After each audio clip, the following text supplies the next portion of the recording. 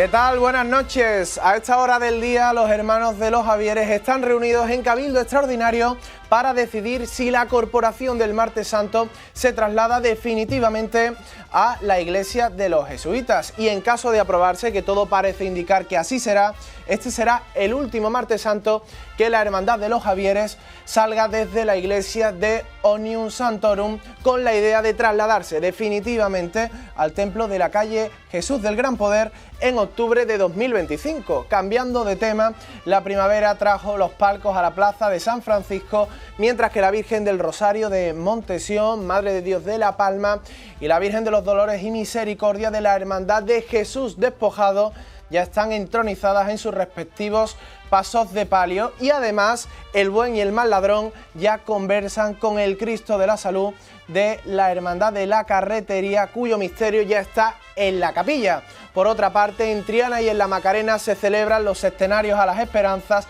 y a partir de esta semana todos los domingos tendrán apellido y nombres propios. Este primero será el de la Etare, el de los Fantasmas y el del Cabildo de Toma de Horas. Señoras y señores, faltan tan solo 16 días para Semana Santa. Comenzamos.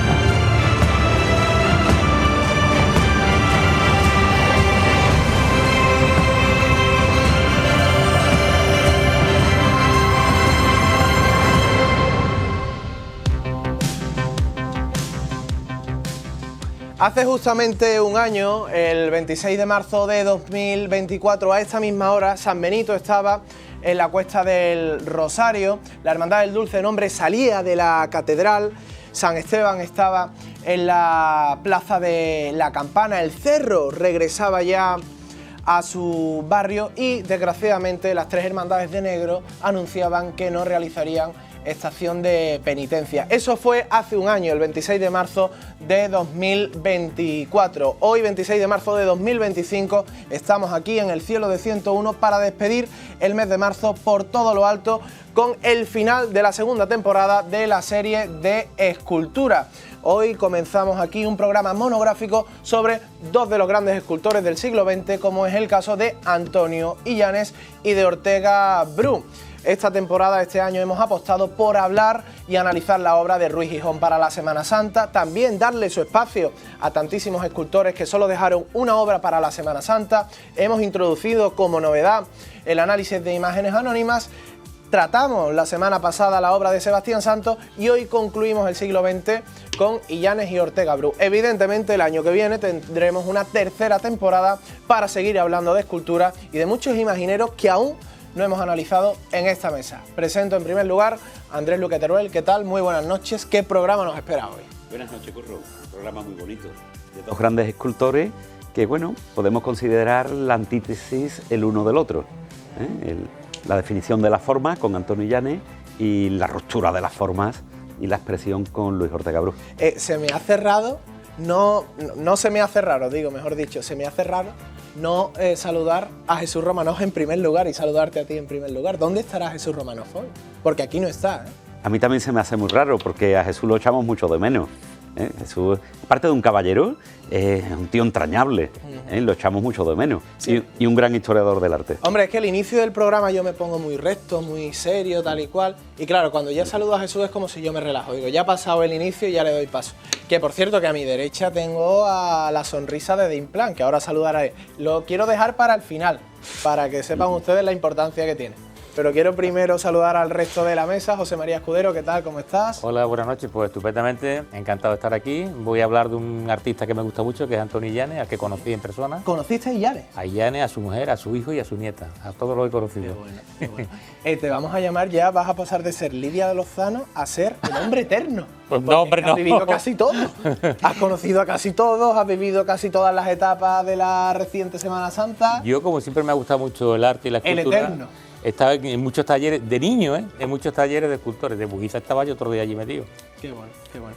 Saludo también a Nolasco Alcántara, ¿qué tal? Verde Esperanza, ¿no? Vaya, Alusión curro. a los escenarios que se están celebrando. Que no nos falte, que no nos Eso falte. Muy buenas noches. Bueno, Nolasco, es que tú tienes mucha suerte. ¿Yo por qué? Tienes mucha suerte porque la última vez que estuviste aquí tuvimos celebración. Vaya. Tuvimos tarta. Y me da a mí que hoy también vamos a tener celebración. Para Tenemos que tú una veas, pequeña sorpresita. Vienes en las grandes ocasiones y en los grandes programas de esta casa, ¿eh? Vaya, vaya. fallo. Siempre es una fiesta en 101. Totalmente. Pero hoy, más que muchos días. Muy bien, Francis Segura, ¿qué tal? ¿Cómo estás? Buenas noches, amigo? Curro. Muy bien, aquí estamos ya superada la temporada alta de Quinarios. Ya vamos a empezar a disfrutar un poquito la cuaresma. Que por cierto, claro, es la primera vez que saludo a alguien a mi derecha que tiene pelo. Vaya, hombre, bueno, todavía me queda un poquito. A ver, Lo conservamos. a ver, hoy tiene pelo aquí casi todo el mundo. Es verdad. Casi Pero todo. Ha habido veces que hemos estado Andrés Luque Teruel, Manuel Jesús Roldán y Romanov. Los tres juntos. Ahí está. Sí, sí. Es decir, que el pelo estaba en minoría, pero hoy te has quedado solo. Hombre, aquello era más interesante. Por Hombre, cierto, tú no tienes más que preguntar, pregunta en la calle. oye, tú eso también de- vienes de verde, ¿eh? Claro, yo la esperanza por delante siempre. Siempre. La esperanza por delante Siempre. de todos. Sí, sí, siempre. La esperanza y Curro Romero, que no se olvide. ¡Ole! Vamos Curro a buscar... Romero, que es verde, Romero. Que es verde Romero. Aquí Curro Romero firme y eso, pero aquí hoy tenemos otro Curro, que Curro, te tenemos una cosa ahí medio preparada. Por eso no hemos acordado de Curro Romero. porque hoy tenemos algo especial aquí, porque claro. Hay aquí algo pensado. Hay algo especial, sí. ¿Le puedo contar un secreto a nuestros espectadores? Sí, claro. Ha contado Curro, ha dado la crónica de lo que estaba pasando hace un año. Ustedes no se lo pueden imaginar. Detrás de una mesa llena de cables, el chiquillo, porque es que sigue siendo un chiquillo, allí intentando organizar, intentando presentar, y la cara que se le quedó cuando hicimos algo como lo que vamos a hacer en pocos momentos. Yo no sé lo que está pasando fuera de aquí. Yo lo que sé es que nosotros hoy no nos vamos a ir sin cantarle a Curro el cumpleaños feliz, porque es tu cumpleaños. ¡Felicidades, mi alma! ¡Muchas gracias! ¡Felicidades porque es tu día!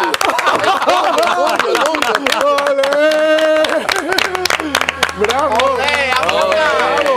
¡Cumpleaños feliz! ¡Cumpleaños feliz! ¡Te deseamos todos! ¡Cumpleaños feliz! ¡Sopla ahí! ¡Ahí! ¡Todos los gérmenes para tarta! ¡Todos los gérmenes para ella! ¡Bravo! Muchas gracias. Se nos hace mayor ya. Muchas gracias. Ya va para grande, ya va para grande. Que me gusta comer en esta casa. Bueno, escucha, no te quejes hoy, ¿eh? No, no, No te, yo- no, yo no, dulce no, no. no te quejes que mira lo que traigo para ti. Todo esto. Anda. Hola. No, es que la última vez me criticó, porque, claro, me criticó la última vez porque dijo que me tomé la tarta entera. Pues mira, Anda, pues. pa' ti entera. No, yo no. Mira, Andrés ya se Yo hizo. dulce no. No, pero espérate. ¿Tú no puedes tomar dulce de verdad? No puedo tomar dulce. Porque no me gusta. Claro. El dulce. Así tienes el tipo que tienes. Claro, mira cómo estoy. Mira cómo estoy. Oye, tienes buenos pectorales, ¿eh? Joder, yo no sé si tú lo sabes, pero yo estaba jugando al fútbol en competición hasta hace muy poco. Competición regional, vale. ¿eh? Todo hay que decirlo, Vale. ¿no? A ver, Hay un fútbol vaya, regional, vaya. pero mira, pero- he jugado en el Tropezón, Y hay he fotos jugado de en el eso. Cruz Verde, En el Tropezón. he jugado en el Valencina, he jugado en Barriada, he jugado en el Esperanza Macarena, he jugado en muchos equipos de regional. A mí Y me- hemos visto fotos de eso que las has Hombre, enseñado claro, tú, claro que sí. Mi Cayetano, el hijo de mi amigo Antonio, me dice un día, Francis, vamos a jugar fútbol. Y le pegué Pero una comérmelo patada no, yo el si sábado mulo de aquí, yo pasión me y lo el domingo tomo. no pude salir de Nazareno. No me lo puedo creer. Como dulce, no me gustan los dulces. Pero pruébala. Que no me gusta Ay, los que dulces. Que la última vez no te... Una vez no, Me no, torcí el pie y No me gusta lo dulce. allí me quedé Toma, no, sentado no, viendo no, la no, silla. yo pero, no, pero es que así no me vas a crecer, Andrés. Así no me Probablemente. Bueno, vale. Oye, la tarta me encanta, ¿eh? Luego la gente critica que esto sea de un supermercado bastante popular, pero bueno, tú sabes que este programa es Bueno. muy cutre. Este programa, además, más que cutre, es natural. Popular y natural. Entonces, si la tarta llega con esto, pues llega con... Tú la próxima vez te Sí. traes la tarta para todo y a mí me traes una chocolatina de chocolate negro. Anda. Y yo me la como con mucho gusto. Vale, vale. Oye, que si el Espera. fandom de Curro manda una tarta de Rufino, tampoco le vamos a decir que no. Espera. Una pregunta. ¿Esto crees que tiene exceso de azúcar? No lo sé. Porque como yo los dulces no los tomo, no lo sé. Vale, No lo vamos sé. a hacer una cosa. De hidrato seguro. Vamos a hacer una cosa. Yo os prometo que no me voy a tomar la tarta entera. Vale. Entonces, la voy a guardar porque no es plan de estar hablando del Cristo de las Aguas con la tarta. y Sí, el guárdala, tal. guárdala para después. No, pero para después en el programa.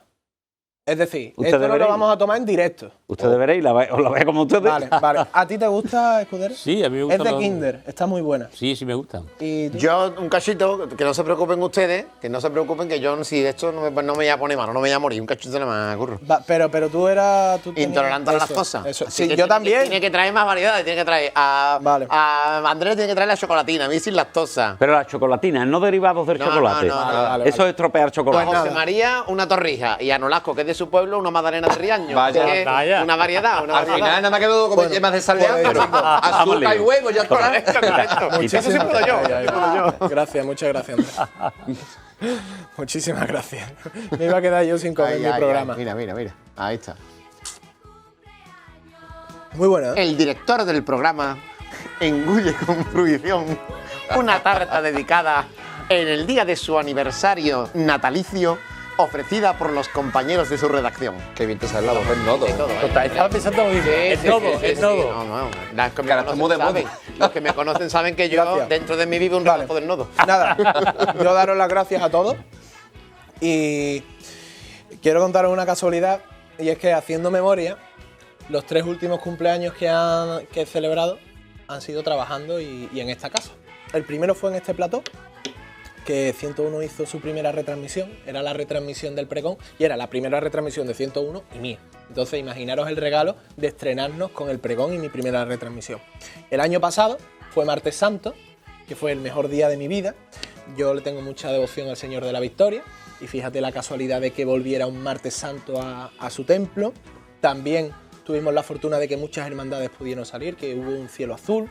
Yo nací un Martes Santo y 22 años después, claro, yo nací un 26 de marzo, Martes Santo, y es que este año fue Martes Santo de nuevo, 26 de marzo. Tuve la suerte de ver a mi San Benito, me quedé con la espinita de los Javieres, pero vi aquella salida de los Dolores del Cerro que merece la fue pena verse. la conmemoración y la celebración y el regalo perfecto. Y este año, pues, fijaros la casualidad. Esto es un secreto, pero nosotros solemos grabar los programas los martes.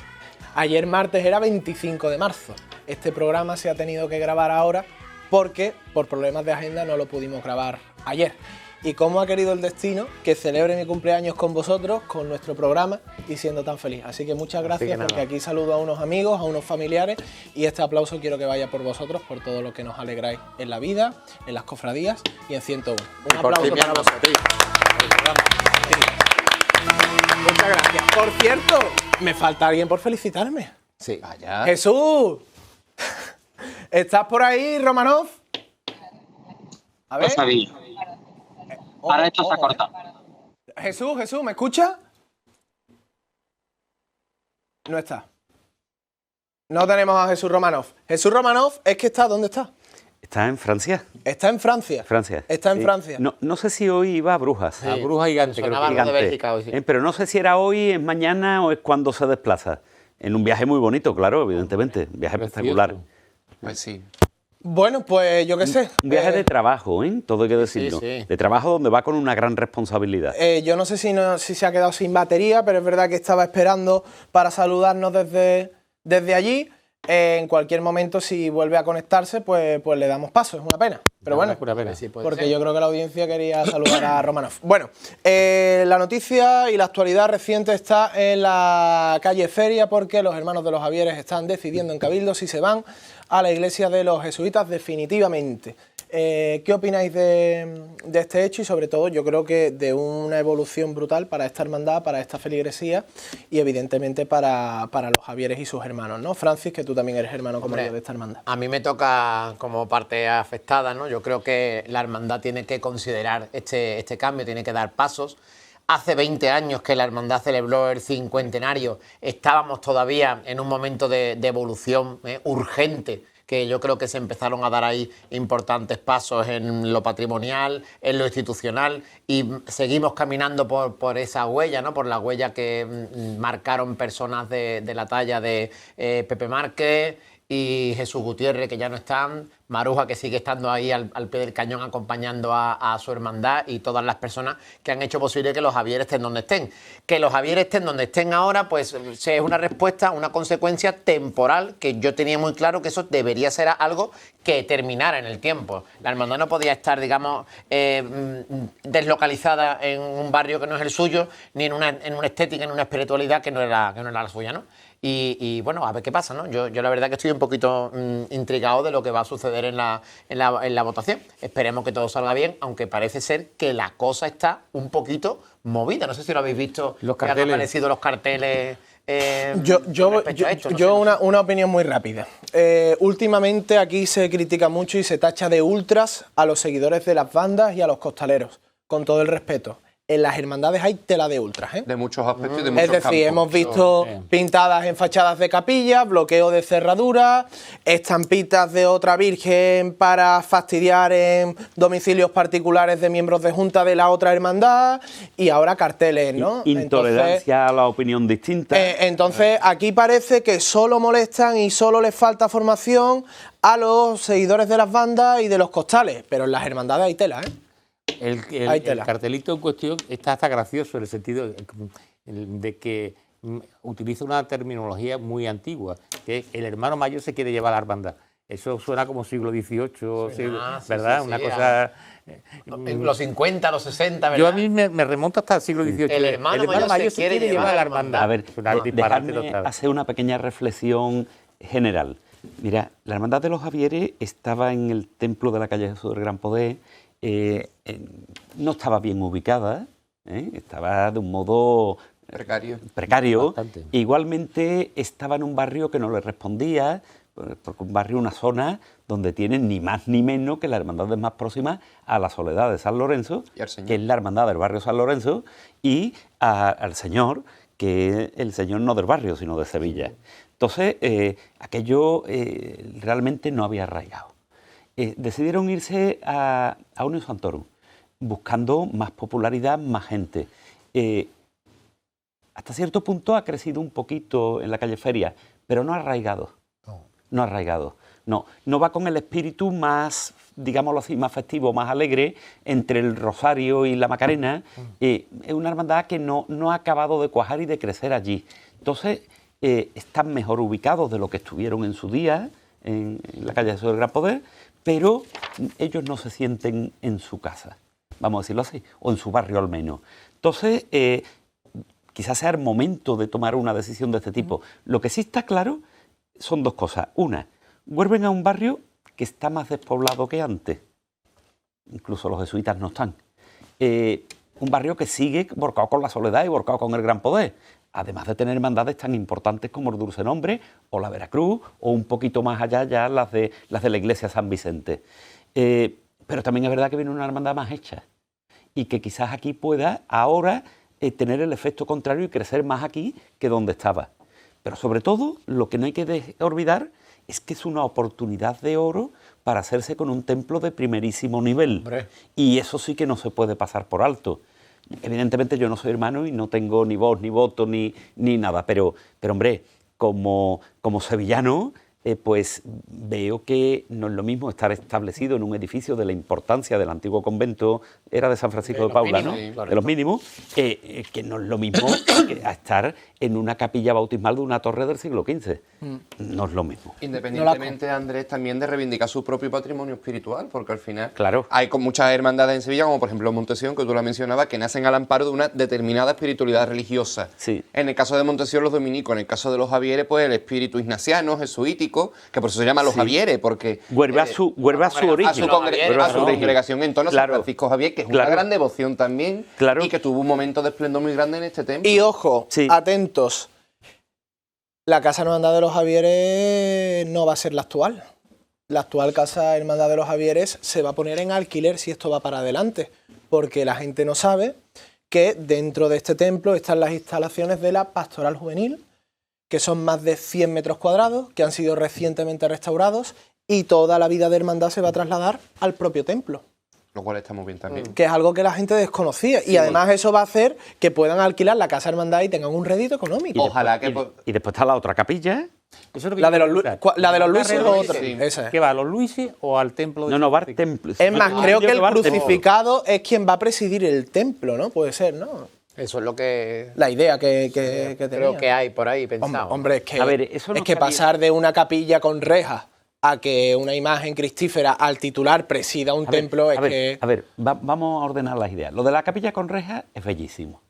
Es otro modelo. Es devoto. Es otro modelo y es devoto. Pero también es verdad que la solemnidad de presidir un templo le da más realce a una corporación. Y un templo de esa Es decir, envergadura. Claro, que aquí no se trata de decir es que esto es malo, esto no vale. No, no.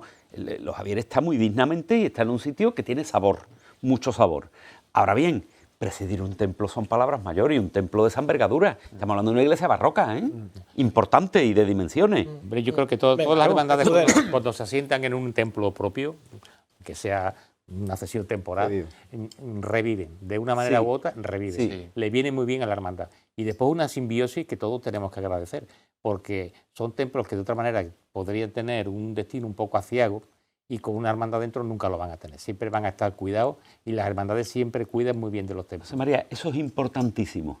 Un templo o se usa para lo que se ha hecho o pierde su funcionalidad. se pierde. Se pierde, O se pierde. se pierde. Se pierde. La hermandad, yo la experiencia que he vivido, muchas veces vuelcan más el patrimonio en mantener su templo Sí. que en el patrimonio Sí. propio. Siempre va por delante el templo. Sí, yo voy a poner dos ejemplos modélicos en Sevilla.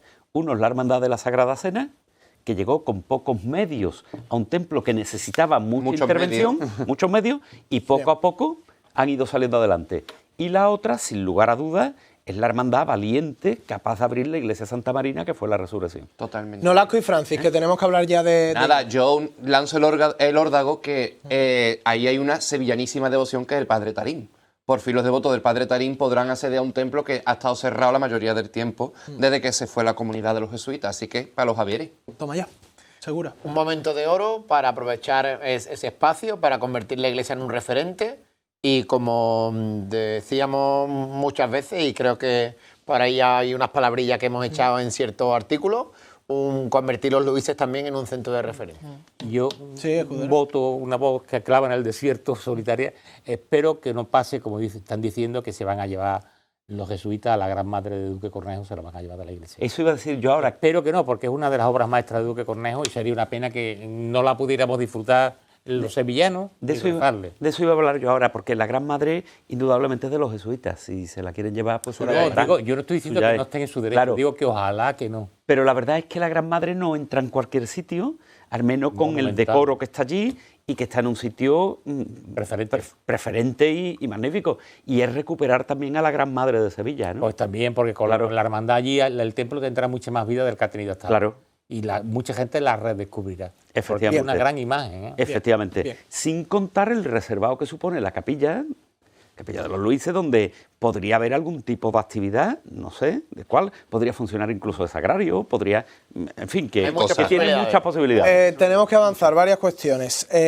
Como hemos dicho, estamos intentando contactar con Jesús Romanov, pero está ahora mismo en un autobús con muy poca cobertura y no es fácil hacer esta conexión para que sea estable y limpia. Y si no, bueno, ya está. Esta noche, pues esta noche cuando salgamos del programa me llama por WhatsApp y me felicita el cumpleaños y la Y semana te lo que canta viene, y todo, seguro. Claro, como me Marilyn Monroe.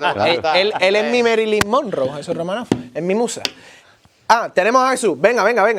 Tenemos a Jesús Romanov. A ver si la magia de la tele puede hacer que entre en directo para hablar con los... ¡Ahí está! ¡Un aplauso! ¡Bravo! ¡Bravo! Jesús, ¿qué tal? Pues mira, volviendo de Brujas, estoy con mis alumnos de Erasmus en Francia, en una ciudad que se llama Lille, muy cerquita de Brujas y de Gante, donde nació el emperador Carlos y vivió su parte de su infortunada vida la reina Juana. Y donde en Gante está el magnífico político del Cordero Místico. Y bueno, y en Brujas me he hartado de ver maravillas a cual más grande. Así que nada, ya las veréis colgadas en mi Pinterest, en mi Instagram y en todos esos sitios. Y nada, desearte feliz cumpleaños, que no quería dejar de faltar al cumpleaños y que la semana que viene pues estaremos de vuelta como corresponde en el programa. Que por cierto, fíjate que bueno, claro, es que vemos cómo Jesús está en el autobús de día, claro, porque es que en Bélgica hay un cambio de hora y allí todavía es de día, pero aquí en Sevilla ya es de noche, ¿verdad, chicos? No, claro. Muy bien, Jesús, pues me alegra mucho, de verdad, me alegra mucho saludarte, verte. Besos, abrazos y gracias por estar en nuestra vida, en nuestro camino y en este programa, porque tú nos regalas tu presencia cada semana y eso se traduce en mucha felicidad. Así que disfruta mucho, que te lo mereces y ya vamos a estar de vuelta en el verdadero cielo, que es el que aquí nace cada miércoles. Muy bien, muchos besos. Hasta luego. Buen viaje, Jesús. Hasta luego, adiós. Bueno, pues vamos a hablar, como hemos dicho, de Illanes y Ortega Bru. Nos han llegado muchas peticiones para analizar los escenarios en Triana y en la Macarena, pero no tenemos el tiempo suficiente para hablar hoy de ellas. Ya tendremos tiempo de analizar una posible restauración de la Macarena, más teniendo en cuenta que aquí tenemos a una persona especializada, como es el caso de Nolasco, pero hoy hemos entendido que es el momento y es el día de Illanes y Ortega Bru. Francis Segura. Nos quedamos con Sebastián Santos, hablaremos del Señor de la Cena al final del programa, pero nos quedamos en ese contexto de la Sevilla de los años 30, años 40, con guerras civiles, con Segunda República, qué está pasando en la Semana Santa y cómo es el ambiente de esa fecha en la que llega Illanes a Sevilla, la capital hispalense, y sobre todo a hacer obras para esta Semana Santa. Bueno, vamos a mirar un poquito su inicio, ¿no? Trabajamos la semana pasada con un artista, con Sebastián Santos, que nace, si no recuerdo mal, en 1895, y Illanes nace en el año 1901 y lo hace en un lugar en el que nacer, vivir y respirar es palpar el arte sagrado en su máxima expresión, que es el pueblo precioso de Umbrete, al que le tengo un cariño inmenso. Nacer en Umbrete debe condicionar también a los artistas que miran el mundo de forma diferente. Y él pues va a desarrollar una etapa formativa inicial en un momento, en ese primer tercio del siglo XX, en el que quizá antes de tocar tanto la guerra civil, que creo que afectará más al segundo artista que tenemos para hoy, pues hay que entender cómo él vive en un momento en el que el arte sevillano, y no solamente el sevillano, sino el arte nacional europeo, pues está viviendo una verdadera revolución, ¿no? Se están mezclando con las influencias que vienen de los últimos ecos de los historicismos, se están mezclando con las nuevas tendencias de vanguardia que están entrando desde Europa, y esto hace que la formación de los artistas en las escuelas, en las academias, pues sea un constante beber de lo que significa esa tradición que se ha convertido en muestras de historicismo en la arquitectura, en la escultura, en la pintura, con las nuevas inclinaciones, con las nuevas propuestas que vienen desde Europa, ¿no? En ese contexto tenemos que entender cómo Illanes, que lo vamos a desarrollar aquí pues dentro de un ratito, vemos un escultor que se ha volcado o que se vuelca en lo profano, pero que también vive con su contacto con la escultura sagrada, pues una experiencia verdaderamente importante, ¿no? Tenemos que tener en cuenta que el escultor que nace en un contexto concreto se alimenta de lo que se vive, ¿no? De lo que le rodea Y no podemos olvidarnos que, aunque no sea un escultor que desde primera hora, pues digamos, se volcara en lo religioso, pero el ambiente en el que trabaja le va a llevar a desempeñar no solamente trabajos por encargo, sino también a llevar a cabo obras que están pues empapadas de ese sentido de lo sagrado. En esa primera etapa de su vida, que pues, digamos que abarca hasta los años 30, ¿verdad? Hasta la guerra civil. Luego, los siguientes años, pues él seguirá trabajando en dos líneas fundamentales. Una línea que es ese arte profano en la que, digamos, él se siente pues verdaderamente realizado, que aunque aquí en Sevilla tiene un cierto eco, pero sobre todo triunfa en otros lugares, y tenemos una línea también de arte sagrado que le va a acompañar pues prácticamente hasta su fallecimiento en los años 70. Perfecto, Francis, pues te voy a pedir que te pares ahí porque vamos a comenzar ya a hablar de sus imágenes a lo largo del análisis y la cronología de todas sus obras. Para la Semana Santa de Sevilla os invito al resto a que podáis informarle a la audiencia de diferentes datos biográficos sobre Llanes. Andrés Luque, pedías la palabra. Sí, Curro, mira, para entender las obras de Llanes, desde la primera que vamos a ver, que supongo que es el crucificado de la Lanzada, desde esta primera obra hay que entender una cosa. Antonio Llanes fue discípulo de Francisco Marco Díaz Pintado y se va a escribir desde los inicios a la tendencia del clasicismo mediterráneo. Su modelo principal es Aristide Maillol y él va a estar en consonancia o muy influenciado por escultores como Miguel Blay o José Clara. Igualmente va a llevar una línea, digamos que paralela a la de José Capuz. Estoy hablando de escultores que trabajan entre Barcelona y Valencia. ¿Qué quiere decir esto? Quiere decir que él no va a partir de los modelos barrocos, ni muchísimo menos, sino que va a partir de los modelos derivados del mundo griego, derivados de una tradición grecorromana extendida en el tiempo y por toda Europa, de ahí el nombre de clasicismo mediterráneo, y esa tendencia se va a caracterizar por tres cuestiones. Una, mantener las estructuras griegas. Dos, buscar una resolución naturalista muy intensa. Y tres, buscar una ejecución muy moderna, muy de su tiempo, que lo lleva a la simplificación. Y todo esto lo vemos ya en el crucificado de la Lanzada. Bien. Es verdad que él a veces va a seguir modelos barrocos, pero eso no significa que sea un neobarroco, como hemos leído en muchos medios cofrades. Puesto que un neobarroco es alguien que quiere trabajar como los escultores del 17. Y Antonio Llanes trabaja como los escultores del 20, muy avanzados, manejando todo tipo de materiales y técnicas. Él esculpe la piedra, él talla la madera vista, él talla la madera policromada, modela en barro, funde en bronce, y en todos exhibe un nivel técnico altísimo. Además, con un catálogo, como bien ha apuntado Francis, un catálogo que más o menos, así a ojo vista, podría ser de unas 700 esculturas, lo cual es muchísimo, Mucho. pero de lo que solo hay religiosos unas 80. Es decir, que él es fundamentalmente un escultor profano. Sí. Bien, Escudero, vamos a hablar de la imagen que estamos viendo en pantalla, Hermandad de la que eres hermano. Era hermano. Ah, ¿no eres hermano de la Lanzada? Yo soy actualmente? hermano de la esclavitud del Cristo del Perdón Bien. y la Santísima Virgen de la Soledad de la Granja de San Ildefonso. Perfecto. Vale, vamos a hablar de esta imagen, 1929, primera obra para la Semana Santa, y también tenemos que hablar de la Virgen de Guía, que es la última de sus obras para la Semana Santa, pero al estar en el mismo El alfa y el omega. El alfa y el omega. Nunca mejor dicho, pero al estar en el mismo misterio, pues vamos a aprovechar. Bueno. Comenzamos con el Cristo de la Lanzada y ya luego cuando Yo voy hable del a resto, hacer pasamos a una la Virgen de Guía. pequeña, porque es bonito, una Sí. pequeña introducción de las circunstancias que rodean el encargo del Cristo. La Hermandad de la Lanzada tenía un Cristo muy bonito, que ahora mismo queda la cabeza en Mairena del Alcor. Era un Cristo que era de papelón, pero un papelón que el cuerpo tenía un modelado más fino de lo que es habitual en el papelón. Y una cabeza prodigiosa, una cabeza de barro prodigiosa, que la sigue conservando, gracias a Dios. En la hermandad pues pasaba lo que pasa muchas veces con las hermandades, que todas quieren tener las imágenes de madera y se sentían un poco acomplejados de no tener una imagen de madera. Bueno, pues ahí estaba el run dentro de la gente que mandaba la hermandad y se concatenan una serie de cosas que son muy, muy de Sevilla. En la calle Alfonso XII está San Gregorio, que era donde estaba entonces la Hermandad de la Lanzada. Casi pegado, desembocando San Gregorio en el Duque, estaba el Hotel Venecia, que era el hotel del mayordomo de la Hermandad de la Lanzada. Y al lado estaba el Pasaje del Duque, que era un establecimiento súper conocido aquí en Sevilla, donde la gente iba pues, a tomarse sus cervezas, a relacionarse y a hacer tertulia.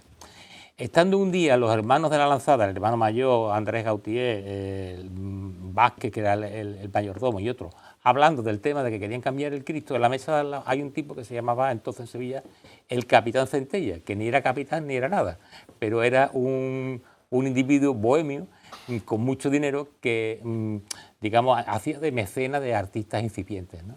Y el hombre, que era muy extrovertido, se volvió y dijo, pues yo conozco un artista escultor estupendo que les puede hacer a ustedes un Cristo maravilloso. Y empezaron a hablar, llamaron a Antonio, lo presentaron y a partir de ahí se firmó el contrato. Antonio Illanes, cuando firma el contrato, que lo firma en 1928, todavía era estudiante de la Escuela de Arte y Oficio y Bellas Artes, que entonces estaba ubicada en lo que es el Museo de Bellas Artes. Entonces, en un espacio de tiempo de muy pocos meses, él talla el Cristo con la guía, quiero decir, no con la ayuda material, con la guía de Francisco Marcos Díaz Pintado. Y curiosamente las policromías las hacía por la noche porque era el tiempo que tenían. Le hizo un pintor que en aquella época era muy notable en la Sevilla, que era Manuel González Santos. Y lo hacían a la luz de las velas. ¿Y Illanes no policromaba entonces? No, Illanes... Esta obra no. Esta obra no, Esta la obra siguiente no. sí. Bien, bien. La siguiente sí. Eran también Cristos crucificados muy morenos, ¿no? Vamos a ver, este Cristo no tiene ahora mismo la policromía original. Ah, ¿no? No. Este Cristo tuvo la mala cosa de que cuando se llevó a restaurar en el año 81 se dejó en blanco y se volvió a policromar entero. Entonces el Cristo está más oscuro de lo que es habitual. Hay una anécdota curiosa muy bonita que la voy a contar en un momento, que es que cuando se terminó el Cristo, ¿sabéis el pequeño jardín que hay en el lateral del Museo de Bellas Artes? Que hay un pequeño jardín. Pues se puso allí el Cristo. Se fotografiaron allí todo con el Capitán Centella también. Y entonces todos los compañeros de Antonio Illanes de curso cogieron el Cristo, como si fuera un Vía Crucis, se lo subieron en lo alto y andaron los pocos metros que hay entre el museo y la iglesia de San Gregorio para depositarlo allí. Qué bueno, qué bueno. ¿Qué más características podemos comentar del Cristo de la Lanza? Pues mira, precisamente que durante su ejecución inmediata hasta que se acaba, Alfonso XIII le da una medalla al mérito civil a Antonio Illanes por su colaboración y sus méritos en la exposición del año 29. Yo quería añadir a lo que se ha dicho a la mesa que este hombre era una persona profundamente culta. Se había formado en unos ambientes muy intelectuales, de hecho incluso luego publicó en periódicos, habló de la figura de Susillo, estuvo becado en París. Es decir, que era frente a ese escultor más artesano que comentaba el profesor Luque, como puede ser, por ejemplo, Sebastián Santos, que tenía ese espíritu antiguo casi de monje artesanal, Antonio Illanes era una persona muy culta, una persona que conocía, como comentaba Francis, muchos ambientes, que se movía, como comentaba Escudero, con personalidades, incluso a su taller llegó a venir Rita Hayworth, que está documentado. Él tenía tertulias culturales, por eso su producción artística quizás ronde tan poco número frente a lo profano, porque su clientela era mucho más amplia que el mundo de las hermandades. Francis, Luque y Escudero, analizando al Cristo, ¿qué más podemos decir de esta obra? Bueno, realmente es un concepto nuevo, novedoso para entender la escultura, porque no se deja llevar por lo que ya hemos nombrado, ¿no? Por los cánones del neobarroco, sino que hay una manera de trabajar la madera, de trabajar la forma diferente, que tiene que ver con esa fusión de lo que habían sido los patrones de la escultura tradicional sevillana, de la escuela sevillana, con esas nuevas influencias. Yo creo que yo le veo a este Cristo una monumentalidad, un afán de monumentalidad, que es muy diferente a lo que a lo mejor otros Cristos concebidos más hacia la estética barroca. Es decir, hay una tendencia de convertirlo en una versión diferente de lo que habían sido los Cristos hasta ese momento. Y eso pues también, de hecho antes, ¿no? Lo robo porque hemos hablado del tema, quizá tiene que ver con la presencia de imágenes anteriores que dejan en el Cristo pues una huella importante, y los cofrades quieren tener pues una imagen que se parece, ¿no, José María?, a las que tenía la hermandad anterior. No, Escudero y Luque para... La imagen no se parece nada a la que había. A mí, desde luego, como cabeza, la de antigua me encantaba.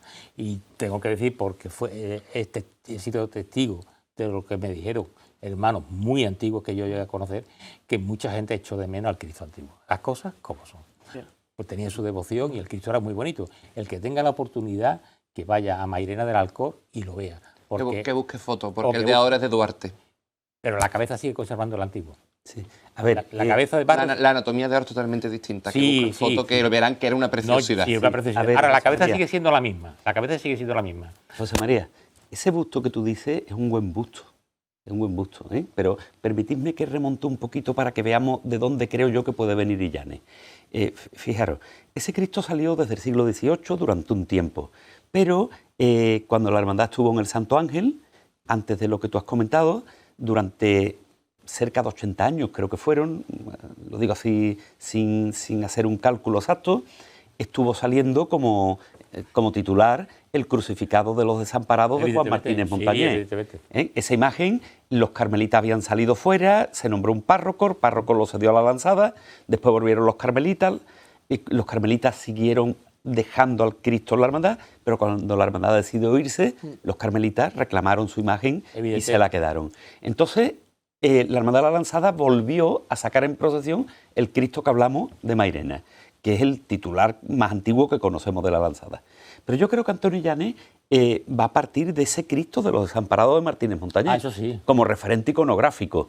Ojo, esto no quiere decir que haga un Cristo neobarroco, ni mucho menos, No. sino que partiendo de una iconografía determinada va a ser una imagen tremendamente moderna. Una imagen que concuerda con el retrato de Lolita Sánchez del Museo de Bellas Artes de Sevilla, esculpido en piedra por Illanes, donde hay tal simplificación que llegamos al límite de la abstracción, por ejemplo, en el pelo, en la parte trasera de la cabeza, y esa modernidad de la renovación formal está en este Cristo. Además, va a ser el punto de partida para un cambio de actitud excepcional, y es que a partir de aquí Antonio Illanes va a empezar a trabajar por iniciativa propia y no por encargos. Sí, eso sí es cierto. Va a ser en 2 o 3 años una exposición importantísima en Uruguay.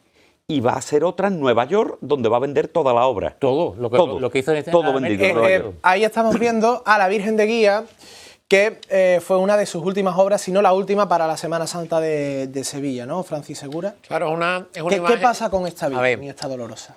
Le pasa como a otras dolorosas de los pasos de misterio. Lo normal era que la dolorosa titular de la cofradía acompañara al crucificado si el misterio era de paso de Calvario, que diríamos genéricamente, ¿no? Claro, ¿qué ocurre? Que cuando las hermandades que tienen dolorosas en los pasos pasan a la dolorosa devocional al paso de palio, porque nace o se crea, pues hay que sustituir una imagen que tiene mucha carga devocional en un paso que está configurado también para ella con otra imagen nueva. Bueno, pues es el caso que ocurre con la Virgen de Guía, una Virgen que ha tenido una historia bastante accidentada, bastante azarosa, cambios en su configuración, cambios en su posición, cambios en su policromía, y que bueno, pues ahora tenemos una imagen que evidentemente pues ejerce un papel importante, pero bueno, no se nos escapa que es una imagen que al lado de la imagen de la Virgen del Buen Fin pues tiene pues la dificultad de encontrarse al lado de la que ha sido siempre pues la bandera, ¿no? Y el estandarte de devoción. Eso José María nos lo puede argumentar quizás mejor, que lo ha vivido durante mucho tiempo, ¿no? Hombre, aquí hubo un mal planteamiento por parte de la Junta del año 31, que fue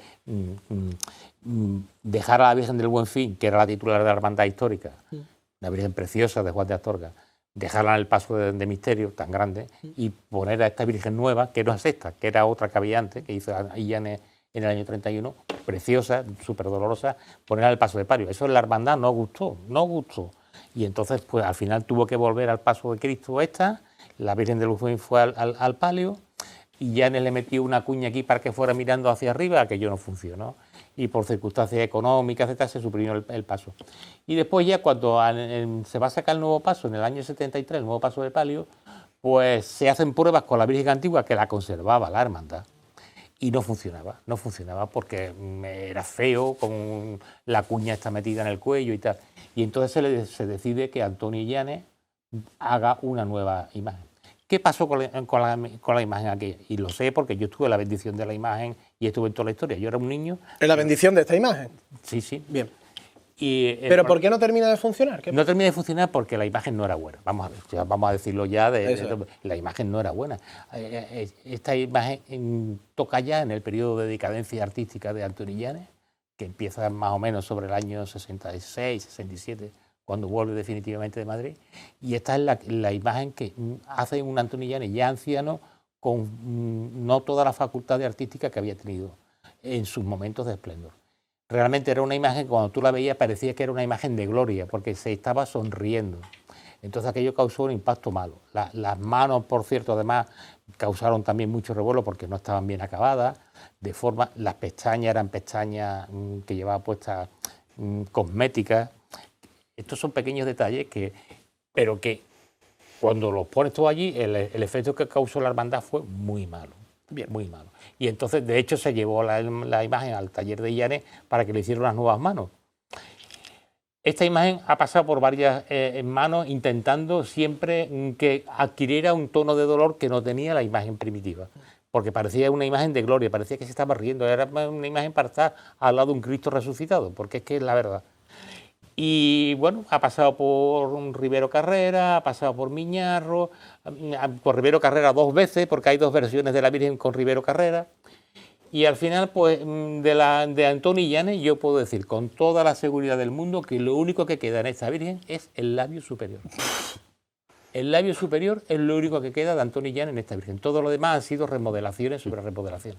Luque y Nolasco, brevemente, muy brevemente. Brevísimamente, la primera Virgen de Guía la recupera Antonio Illanes, la devuelve, le quita la cuña, la devuelve a su posición original y la conservó vestida en su taller. Yo le pude preguntar, yo también conocí a Antonio Illanes y le pude preguntar por ella. Cuando le dije que por qué la tenía vestida y había otra sin vestir, me dijo que es que había sido la titular de una cofradía de Sevilla. Es una imagen impresionante, de un valor incalculable. Es una imagen que representa al 100% el vínculo neogriego de Antonio Illanes. Un pato tremendo. Y una estructura griega clásica. Ahora, la segunda Virgen de Guía, mucho tiempo después, ya anciano, hace una Virgen tremendamente simplificada, que no llora, que no muestra dramatismo, que quiere representar digamos, una sonrisa nerviosa propia del llanto, pero es una imagen tan extremadamente simplificada que en las cofradías no cuaja. No cuaja. Entonces, la hermandad tenía, bueno, pues varias opciones. Lo que sí está claro es que el retallarle, como ha llegado hoy día, no es una imagen de Antonio Illanes. No. Bien. Es nada. En 1929, como hemos dicho, Illanes entrega el crucificado de la Lanzada y un año después, en 1930, entrega el crucificado de las Aguas, que no es el actual, que también es de Illanes. Vamos a seguir con esta iconografía de los crucificados. Brevemente me dais una reseña de Entiendo el quemado y posteriormente vemos el que estamos analizando en pantalla. Andrés Luque, muy brevemente, el Cristo de 1930, que entiendo era similar a este. No se parece en nada. En nada, no tiene nada que ver. Nada. A ver, el Cristo de las Aguas de 1930 es una imagen en la que Antonio Illanes parte de nuevo de un modelo barroco. En este caso, él lo dice en una entrevista, parte de los crucificados de Juan de Mesa, pero de nuevo vuelve a ser una imagen muy moderna. Una imagen que sería un segundo paso del crucificado de la Lanzada. Una imagen dramática, muy cargada de tensión, con un estudio anatómico simplemente magistral, pese, insisto, a que las simplificaciones invitan a ver la imagen con unos ojos modernos. Después va a tallar el del crucificado de la Aspiración de Morón, en 1930-31, sale en el 31, que es una obra ya modernísima. Una obra en la que aúna tanto referentes de Francisco Antonio Gijón en el crucificado de la Aspiración como de Antonio Susillo en el crucificado de las Mieles. Pero es sobre todo una imagen ya iconográficamente nueva, distinta, creada por él y de una gran modernidad. Se está manifestando el escultor contemporáneo, el escultor del siglo XX, con unas soluciones técnicas que son exclusivamente de esta época y no de otra etapa anterior. Este que vemos de las Aguas, del año 42, es debido a que el primero se quemó en un incendio fortuito en San Jacinto del año... Siendo Antonio Illanes hermano mayor de la hermandad. Pero, ¿es seguro que fue fortuito? Yo eso no lo sé, pero en las crónicas sale fortuito. Bien. Fortuito, eso ya... fue un incendio fortuito, ten en cuenta que Antonio Illanes era... yo pensaba en Junta, nos dice José María que hermano mayor. En el 42 era hermano mayor. Él quería mucho a su Cristo, es impensable que no sea fortuito. De hecho, el disgusto es tremendo. Y él entonces se ofrece al nuevo. Pero el nuevo ya es otro estilo, es otra cosa. No digo ni mejor ni peor. Recordemos que el busto, que a mí me parece impresionante, de este crucificado de las Aguas del año 42, es Premio Nacional de Escultura. Que es muy importante. Sí. Estamos hablando de una obra que tiene un tremendo impacto. Y después, el cuerpo, que ya tiene una estilización de otro tipo y que es más moderado en cuanto a la modernidad de la talla. Aquí sí se ajusta más a los modelos barrocos. Pero, sin embargo, esa iconografía y esa, digamos, no disparidad de criterio, pero sí esa ligera variante que hay entre la rigidez del cuerpo y el giro del busto, de la cabeza, la va a adoptar Juan Luis Vasallo, que es un escultor fantástico y va a ser uno que concuerda con este. Es decir, que Antonio Llanes proyecta su influencia sobre grandes escultores también. Luego, estamos viendo una evolución, estamos viendo distintos pasos y una serie de crucificados realmente importantes que culminará después en Jerez, con otro de los años 60 en Jerez. Nolasco. A diferencia de en el caso de la lanzada, aquí sí está Eso es, una policromía original. ¿Qué diferencias encontramos con el que acabamos de ver de la lanzada con este de la... Bueno, por ¿Qué lo pronto diferencia? la policromía que estamos viendo que es una policromía original, Él o al ya menos policroma. conservada y restaurada. Esto ya sí lo ha hecho el escultor de su propia mano y se ha conservado, no ha sido alterado en todo este tiempo. Como comentaba el profesor Lu, que tiene un canon mucho más alargado, para que los espectadores lo entiendan, es que es una persona, digamos, de un cuerpo mucho más alto, casi recuerda un poco a la anatomía de los nórdicos, ¿verdad?, con esos miembros tan alargados. Y como curiosidad, pues, qué casualidad que siendo Illanes, hermano mayor de Las Aguas, muere un 2 de mayo del año 1976.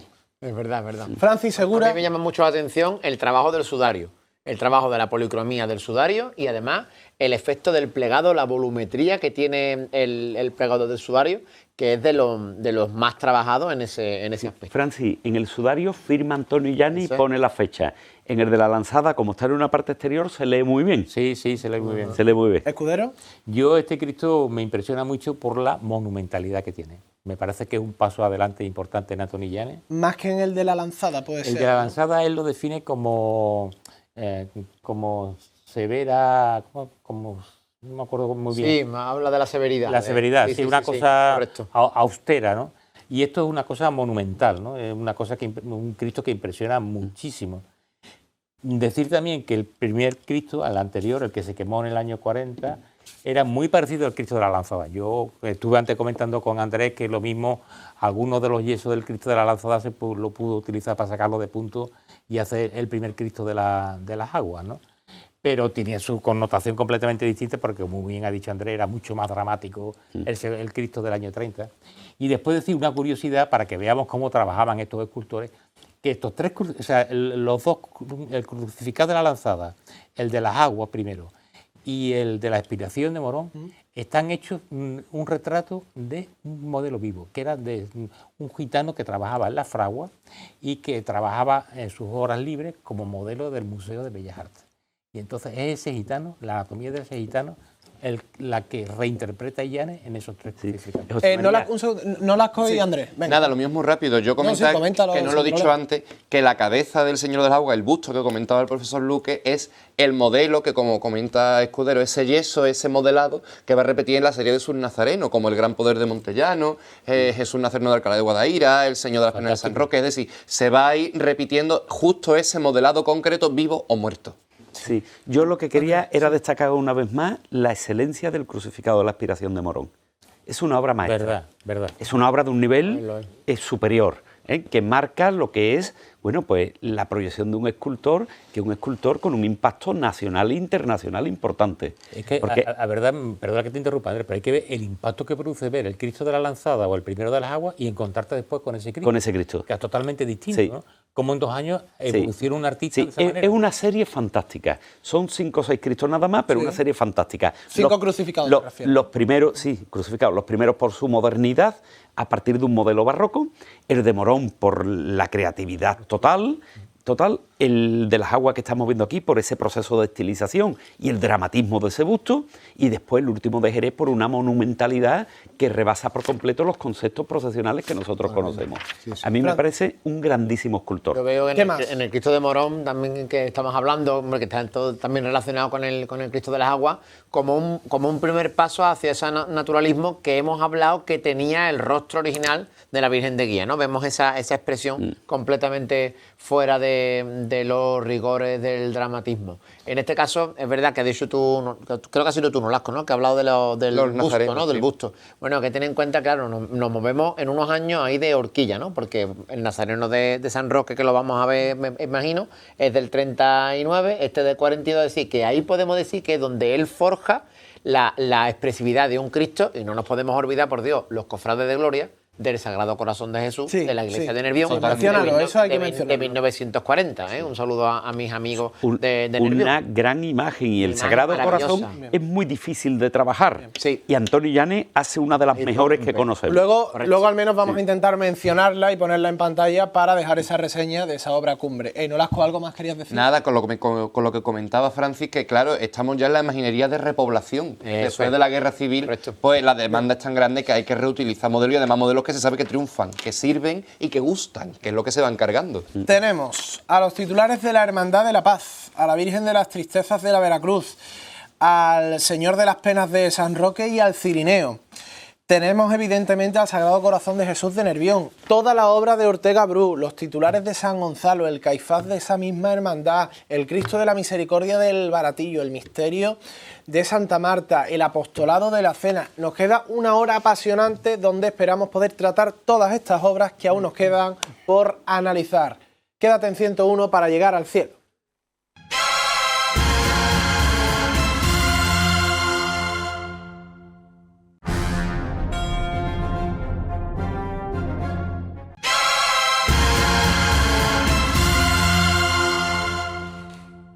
Regresamos al cielo de 101, estamos analizando la obra de Llanes y en unos instantes hablaremos y analizaremos la obra de Ortega Bru para la Semana Santa. Bien, de Llanes hemos analizado el crucificado de la Lanzada, a la Virgen de Guía de ese mismo misterio y al crucificado de las Aguas, para hablar ahora del Señor de la Victoria, que llegaría en el año 40, y de la Virgen de la Paz, que llegaría un año antes, en el 39. Primero vamos a hablar del Señor y del misterio, para luego enlazar a la Virgen de la Paz con la Virgen de las Tristezas de la Hermandad de la Veracruz, antes de meternos en los titulares de San Roque, concretamente el Nazareno y Simón de Cirene. Francis Segura, el Señor de la Victoria. Bueno, realmente en la imagen del Señor de la Victoria nos encontramos una expresividad propia del momento que está representando, ¿no? Estamos viendo una imagen que tiene una gran fuerza mística, una fuerza comunicativa, expresiva, y vemos que ha habido pues un progreso en el tratamiento de los rasgos, en el tratamiento del cabello, que ya se ha apartado un poquito de lo que había sido sus primeros años de perfección, ¿no? Fijaros la profundidad de la mirada, el tratamiento de los rasgos. Digamos que yo vería aquí, como mis compañeros me darán o me quitarán la razón, yo veo aquí un acercamiento en parte un poco más a los patrones de la escultura barroca, manteniendo los valores de que le habían distinguido hasta entonces y que le acompañarán toda su vida, de ese tratamiento de la escultura. Pero creo en este caso que el misterio que se va a representar, esa aceptación de la cruz, pues requería, como Cristo vivo, como Cristo que estaba viviendo pues una escena de gran importancia pues interior para él, espiritual para ese momento, le va a condicionar el trabajo de la escultura. Entiendo que al equilibrarse con el misterio, con unas imágenes que tienen otros patrones, como lo veremos ahora, otros valores escultóricos y matéricos también diversos, pues crea un contraste bastante interesante. A mí me gustaría añadir a lo que comenta Francis que, aunque no está comprobado, yo personalmente pienso que esta imagen tiene un precedente iconográfico en otra imagen que se pierde en San Marcos en 1936, que es un despojado de Hita del Castillo, sobre la que se funda la Hermandad del Despojado.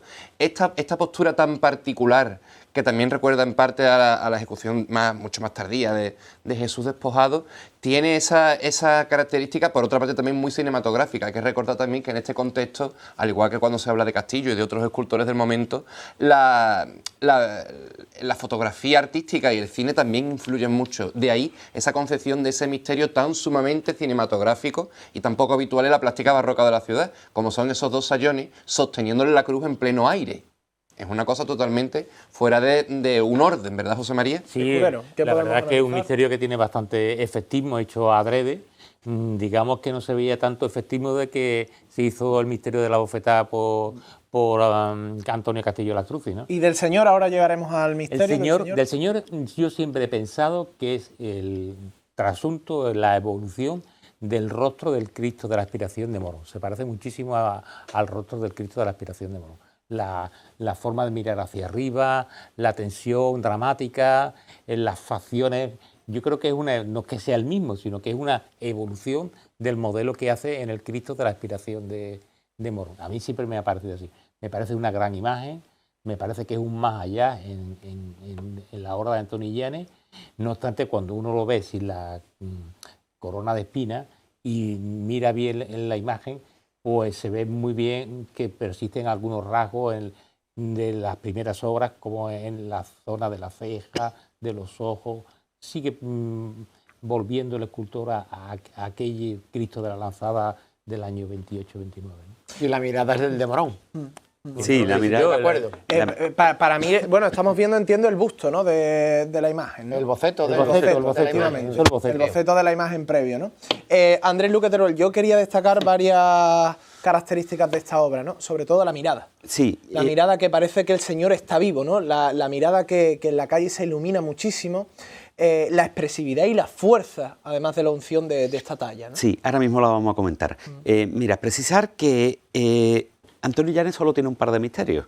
Él no realizó muchos misterios. Y a mí me parece que aquí hay un pequeño homenaje a Antonio Castillo Lastrucci por ese sentido de la teatralidad y por las obras de talla completa. Ahora veremos las imágenes. Efectivamente. Y el misterio, ¿eh? Antes el en cuanto señor... al Cristo, yo me voy a quedar con una cosa. Es verdad que la mirada conecta con el de Morón. Mira cómo se iluminan los ojos. Sí, sí, la mirada es increíble. conecta con el de Morón. Pero yo quiero remitir a la opinión de Joaquín Álvarez Cruz. Este señor es un profesor de arte contemporáneo, compañero mío en la facultad, por el que yo tengo una grandísima admiración porque maneja muy bien las claves del arte, y él, enfocando en un primerísimo plano y en la mirada, lo relaciona con el Laoconte. A mí, a primera vista, yo cuando se lo escuché, a primera vista dije, pero si son dos cosas muy distintas. Y cuando me puse en el punto de vista de Joaquín Álvarez Cruz, y me di cuenta que efectivamente, que está enlazando con esa mirada intensa al vacío, fortísima del Laoconte. Creo que es una aportación, ya digo, sumamente acertada, lo cual demuestra una vez más la gran preparación y el carácter intelectual de Antonio Illanes, que es capaz de remitir a cualquier tipo de fuente. Un tipo muy formado, tenía una Muy formación, formado. Una formación tremenda. Una pregunta, a ver quién me la puede responder. ¿El Cristo fue concebido para tener corona de espinas? Sin duda. Yo Sin pienso duda. que sí. Sin duda. Yo también. Salió desde el principio con la corona de espinas. Salió desde el principio, sí. Es Sí, que los las antiguos tenían primeras las cosas imágenes más que hemos claras que los visto de actuales. la imagen Sí. tenía corona de espinas. Siempre. Lo que no Tiene sé si era sentido de tallada. A ver, coronas de espinas hay de dos tipos.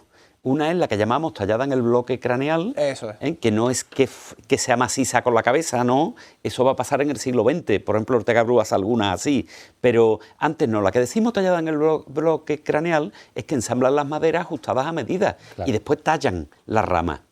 Y después está la corona hecha con Materiales ricos. con materiales, bueno, ricos o con materiales reales o con ramas reales. Mánicos. O cuerdas Que, encoladas. claro, o con cuerdas encoladas también se han hecho. Es decir, está la tallada y la fabricada. Y bueno, una u otra, estas imágenes siempre han llevado corona. Que por cierto, el señor de la Victoria, que este lunes cumplía 85 años en el barrio del Porvenir. Vamos a hablar de las figuras secundarias, con la suerte de que las tenemos todavía con telas encoladas y completan este misterio donde el sayón le entrega la cruz al señor. Francis. Bueno, está claro que aquí la Hermandad de la Paz desde el principio pues apuesta por un misterio con un aspecto en el que se presentan las características que le da a los misterios, ya hemos dicho antes, ¿no? Ese homenaje a Castillo Lastrucci, pero que la va a mantener en el tiempo y que no va a buscar parecerse a ningún otro ni vincular la estética a ningún otro, ¿no? Me estaba acordando yo ahora con el plegado de las vestimentas de las imágenes, a lo que comentaba Andrés Luque, de los pliegues de la ropa del Cirineo de Sebastián Santos, ¿no? Hay esa misma voluntad de volumetría en el relieve, no tanto buscando el realismo, sino el trabajo escultórico en sí, ¿no? Como todas las imágenes llevan sus complementos tallados, como el sacerdote lleva sus Anás, elementos. es Anás, Exactamente, fíjate, ¿no? qué Lleva, curioso, ¿eh? claro, lleva los elementos propios de su cargo y de su ministerio, y esto pues le da a las imágenes un aspecto, una monumentalidad a la que hemos dejado, por desgracia, de estar acostumbrados, porque todos los misterios han ido cambiando su vestimenta para hacer una vestimenta de telas, y hemos perdido esta volumetría que lo acerca más a los misterios de la Semana Santa castellana que a los misterios de la Semana Santa sevillana. Sí, Francis, pero una cosa, pero eso es tremendamente sevillano. Mira, Castillo Lastrucci los hace de talla. Y claro. Pérez Comendador los hace de talla. Bilbao. Y Joaquín Bilbao de talla. Antonio Llanes de talla, Ortega Bru de talla. Y qué ricas son Es las decir, policromías. Y fíjate el movimiento, Andrés, fíjate en el sayón, Hombre, fíjate el tiene movimiento. mucho movimiento, claro, Fíjate. más que una tela. Fíjate, Fijaros, qué ahora mismo que barbaridad, estamos viendo la tela y estamos viendo la otra. Lógicamente la modelada tiene más movimiento. La plástica, la tela claro. cae La y plástica cae. es distinta. Ahí cae y ya Y está. además, ¿verdad? Claro. Desde el punto de vista artístico, el valor que tiene la escultura es completamente distinto. Claro. Esto es una escultura diseñada Claro. y pensada para ver las tres dimensiones. A ver, los escultores sevillanos, desde el barroco, siempre han preferido la talla completa. Totalmente. Siempre. En el propio siglo XVII, una imagen de candelero le daban escaso valor. Y en el siglo XX, insisto, la inmensa mayoría, tallas completas. Fíjate también en la policromía del sayón. Es que es increíble, ¿eh? Lo rica que es esa policromía, esos Sí, colores que brillan tanto. Concuerda mucho con el Santo Entierro de Pérez Comendador, de Santander. Correcto. Y luego también la fealdad estética en la imagen del sayón, ¿no? Que es feísimo, ¿no? Bueno, porque se sigue manteniendo el criterio de eso los es. personajes La colocación. buenos. Que lo veremos en San naturalistas. Gonzalo ahora. Claro, Tarde, los tan personajes feo buenos como otro. interpretados No, con un criterio evidentemente, naturalista evidentemente. y los malos de un modo, antes era caricaturesco, ahora no. Ahora simplemente se hacen grotescos. Pero luego también vemos en este misterio mucho espacio y un misterio muy estático, ¿no? ¿Estático? ¿Por qué? No estático, ¿no? Estático ¿No lo veis estático? No. En la segunda parte del No. misterio, el Mira- romano. Mira cómo se mueve el sayón de la cruz, el movimiento tremendo que sí, tiene. pero en la segunda diagonales parte. que tiene. Bueno, los soldados romanos siempre. Eso es. Pero también en Castillo, porque Eso los ponen es. como Fíjate, personaje no lo ves neutro. muy estático al romano. Personaje neutro, un soldado que Observa está de y- guardia, Bien, está, a ver, bien. tú mira ahora, pasa cualquier día por la Plaza Nueva y mira a los policías que están allí de diario y verá cómo están restos. Sí. Claro. Además, ten en es cuenta lo que normal. realmente ahí la acción la llevan dos personas que son las que colocan la cruz. El resto Claro. está expectante al momento. Claro, Sí. el soldado romano, digamos que es un testigo imparcial de esto. Que está ahí como- Pero lo que yo también veo, a mí me encanta este misterio, que es un misterio donde hay espacio. Yo creo que eso es importante, ¿no? Porque también tenemos escenografías donde está todo muy recargado y aquí todavía hay espacio en la escena del misterio. Sí, sobre todo están muy bien talladas las imágenes. Buena Y estética. cuando hay un escultor que sabe hacer su trabajo, que Que es un compone el auténtico, espacio. claro, un auténtico maestro escultor, maneja los espacios y las relaciones entre las figuras. Y no va a crear pantallas ni a Que amontonarlas. además hay un 2-1-2, esa típica Claro. figura de dominó. Claro. Eso, ¿cómo es eso? Que eso me encanta. Sí, los dos al final, uno en el centro, que es en este caso Anás, y el sayón Como y San Esteban. el Cristo que compone esa forma. Entonces, esa armonía de una que cruzan las dos diagonales, pues hace que el misterio tenga una gran visibilidad y tenga mucho movimiento. Y que deje a la cruz como protagonista en medio. Exactamente, es el vínculo. Claro. Y después sí. mirad cómo la iconografía que toma para el sayón romano está sacada directamente de las películas de época de romanos. Es lo que yo comentaba. Claro, Del cine la épico, influencia- claro. La influencia también del cine en la escultura y la imaginería. Sí. Qué bueno, totalmente. sí. Nos vamos con la Virgen de la Paz, no la cual cantará una Uy, imagen hay bellísima. hay que cortar tela. Sí. Y La evidentemente Virgen de con la Paz. Isabel Salcedo, que también será una de las protagonistas de la obra Yo, de Llanes. como restaurador, voy a dejar que los que conocieron a Isabel Salcedo la describan y la relacionen. Yo voy a hablar como restaurador. La Virgen de la Paz sufrió un accidente muy aciago. Después de haber sido repolicromada por Sebastián Santos, tuvo un pequeño incendio. Y más. Y mi profesor, don Francisco Arquillo, que es una gran eminencia, hizo el milagro de restaurarla en un tiempo récord para que la Virgen de la Paz, vosotros acordaréis, saliera en procesión. Una imagen que, bueno, la coronación que ha tenido ha sido un reconocimiento a su devoción, además tan necesitada en el día de hoy, ¿verdad? Y una imagen que juega con esa doble plástica de una policromía sobre una talla que...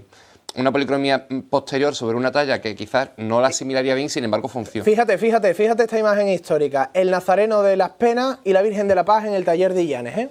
Claro, en el Qué momento. imagen, qué curiosa. Y además, bueno, y la vestimenta, las actitudes, digamos, estamos viendo un retrato perfecto de la, De época. De la época. El cartel de de época. fiestas detrás, ¿verdad? Sí. Con esa tipografía tan tradicional del momento. Y un poco también el ambiente del taller de Llanes, de hacer unas imágenes para ser vendidas posteriormente o imágenes que son objeto de atención por parte de las Ahora, cofradías. Fueron varias. mira qué foto, ¿eh? Fíjate, Mira qué maravilla. fotografía. La Una, Virgen. una cosa que no hemos hablado Qué es increíble. el taller de Llanes, Sí. que es memorable. Tú lo has conocido, Andrés. Aquello era un corralón que tú entrabas, era un Pasillo, estaban las habitaciones a ambos lados Y y, después al fondo había- estaba el salón que abría con la biblioteca en otro apartado en el lado izquierdo. Era gigantesco, allí se hacían Sí. fiestas, se hacían las noches del baratillo. Bueno, Bueno, la Virgen La que Virgen estamos de la viendo aquí es un retrato a lo divino de Isabel Salcedo, de la mujer de Antonio Llanes. esta la veo yo, que es antes de tocarla a Sebastián Santos, Sí. la más parecida a Isabel Salcedo, más Sí, que, sí, más sí. que la de la sí, tristeza. sí, esta es. Ahora no, en la otra fotografía, En la que era otra, la que se veía bien, que es antes de que la toque Sebastián Santos. Además hay una anécdota tremenda. Aquí ya está tocada Tremenda. por Sebastián Sí, Santos. tremenda. Sí, aquí está tocada. Hay una, porque Antonio Llanes le llegó a increpar a Sebastián Santos: ¿por qué has tocado a mi Virgen? ¿A ti te gustaría que yo tocara a la Virgen de la Concepción? Es que aprovechando que Illanes se fue en el 55 a Madrid, donde empezó a trabajar mucha escultura profana, pues en el 60 Sebastián Santos pues, la coge por encargo de la hermandad y la transforma. La Virgen de la Paz. Sí, lo que yo no sé bien, esto tendríamos que leer la memoria de Arquillo, del profesor Arquillo, es si Sebastián Santos la remodela o la retalla. Yo creo que no. Que cuando se nos explicó el caso únicamente hablaba de una policromía sobre otra policromía, es decir, que ni siquiera le quita la dama. Entonces la remodela, la empasta. La porque, policroma, Andrés. pero para policromarla la empasta, porque esta cara no es la que hemos visto antes. No, la cara que cambia, hemos visto antes la mucho cara. más fina, y aquí no se parece a Isabel Salcedo en nada. Eso es que decir yo. En nada. La anterior se Esta parece no a es Isabel Isabel Salcedo. Si recuperamos la otra foto, sí. A ver, José María y yo hemos conocido a Isabel Salcedo en persona. Era una señora que con 90 años era guapísima. Bellísima. Bellísima. Con una elegancia natural. vamos, Efectivamente, amable, simpática. Aquí la tenemos. maravillosa. Sí, maravillosa. Y bueno, Isabel Es- Salcedo está en la primera imagen, en la segunda no. Luego, ahí Sebastián Santos tiene que utilizar yeso para remodelar y Seguro. pintar encima, seguro, porque le cambia las facciones. Sí. Entonces, claro, lo que tienen que saber los cofrades es que una imagen intervenida con yeso es recuperable en natural. Claro. Porque se retira lo añadido y volvemos a tener natural. Además, pintada encima también es recuperable la pintura original. Bueno, hemos tenido- Evidentemente. En Málaga hemos tenido el magnífico caso de Francisco Naranjo, que es un buen restaurador con la Virgen de Consolación. Claro, de hecho, cuando la restaura Arquillo, no es que vuelva a ser la primitiva, pero se parece mucho más a la primitiva que en la foto esa que hemos visto. Qué buena esa foto.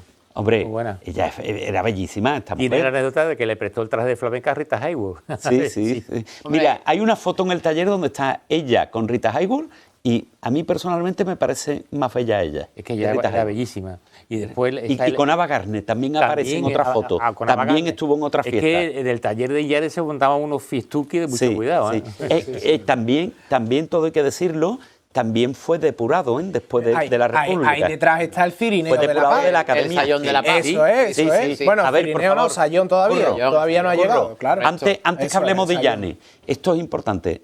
Antonio Llanes estaba vinculado con la escuela y no pudo ejercer la docencia, igual que Chegoyán. Fueron depurados después de la Guerra Civil y fueron vetados en la Academia de Bellas Artes. De hecho, va a entrar después de Venga, 1975. de la Virgen de la no Paz, antes. ¿qué más podemos decir? De la talla, de la imagen. Bueno, estamos hablando de una imagen pues dentro del espíritu que estamos comentando en Illanes, de esa belleza mediterránea sosegada. A mí me recuerda particularmente con el giro un poco a la Virgen del Valle, con ese cuello quebrado, es lo que estamos viendo en la actualidad. No sé si será intencional o no. Una imagen que agradece muchísimo la forma en la que se viste.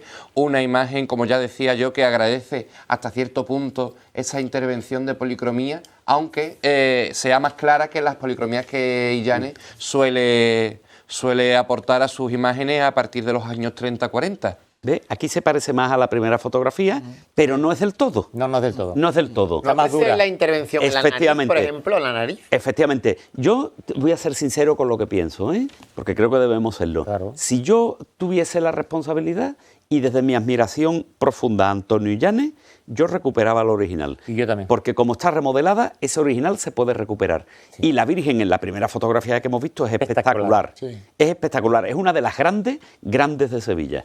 Francis, ¿qué más? ¿Qué más podemos decir de lo que estamos viendo? Realmente estamos entrando en ese patrón de las dolorosas de Illanes, que son muy características, que es verdad que responden a una voluntad de buscar ese realismo en los Eso rasgos es, de las dolorosas, romper la dulzura que hasta entonces se había ido imprimiendo y romper o sacar una línea diferente a lo mejor a la belleza prototípica, digamos, castiza que estaba imponiendo el taller de Castelló Astruzzi. Y bueno, pues ahí tenemos el éxito de las imágenes. Claro, la pierde un poco con las intervenciones, con las remodelaciones y se aleja del modelo que Llanes quería. Pero bueno, realmente pues hemos conservado y conservamos con la Virgen de la Paz una pieza verdaderamente interesante. Hasta donde yo conozco, fue una imagen que en un primer momento no fue un encargo de esta hermandad. Fue un encargo de la Hermandad de Jesús Nazareno de Alcalá de Guadaira. donde se repone primero a la imagen de Jesús Nazareno y se repone a la imagen de San Juan Evangelista. Y cuando llega la imagen de la que iba a ser la Virgen del Socorro, titulada esta Hermandad Panadera, la hermandad pues no recibe con agrado que sea un retrato a lo divino de Isabel Salcedo, y de ahí pasa posteriormente en ese taller a la venta a la Hermandad de la Paz. Quiero recordar que está recogido en los libros de actas de esta hermandad alcalareña. Bien, estamos viendo ahora a la Virgen de las Tristezas, que evidentemente también guarda mucha relación con la Virgen de la Paz y entiendo también Isabel Salcedo, ¿no? Sí, a ver, la Virgen de las Tristezas es otro retrato a lo divino de Isabel Salcedo, pero... Es que se parece mucho a la primera de la Paz. Sí, a la original. Con la original de la Paz, efectivamente. Muchísimo. Esta quizá es mucho más moderna en la talla. Aquí el proceso de simplificación es simplemente magistral.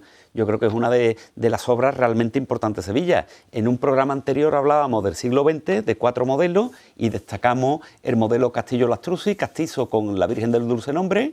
Destacamos el modelo neobarroco de Sebastián Santo con la Virgen de la Concepción, destacamos el modelo expresionista de Ortega Bru con la Virgen de las Penas y destacábamos precisamente con Antonio Llanes, el clasicista mediterráneo, es decir, de un naturalismo esencialista avanzado con la Virgen de las Tristezas. Que no tiene nada que ver con el retrato que está en el Museo en Bellas Artes. No tiene nada que ver. No tiene nada que ver, puesto que está teatralizado, está dramatizado, mientras que el retrato de Isabel Salcedo del museo es un retrato naturalista puro. Las imágenes procesionales, cuando hablamos naturalista, es escenificado. Claro. Hay que transformarlo, si no, desde el paso no tendrían el impacto que tiene. Ni la unción. Lo que sí, esta imagen es probablemente la más moderna de las Dolorosas sevillanas. Técnicamente, sí, la más moderna, técnicamente hablando. En la calle, digamos, sí, puesta, porque si se hubiera mantenido, que luego si llegamos en otro momento a la Dolorosa del Misterio de Santa Marta, bueno, a lo mejor ella le hubiera quitado el trono, ¿no? Entonces ahí a lo mejor no, pero mantenemos ahí. Aquí sí, y una imagen con un impacto devocional tremendo, es una imagen que llega profundamente, que invita al recogimiento, y que invita a la reflexión en torno a lo que está pasando.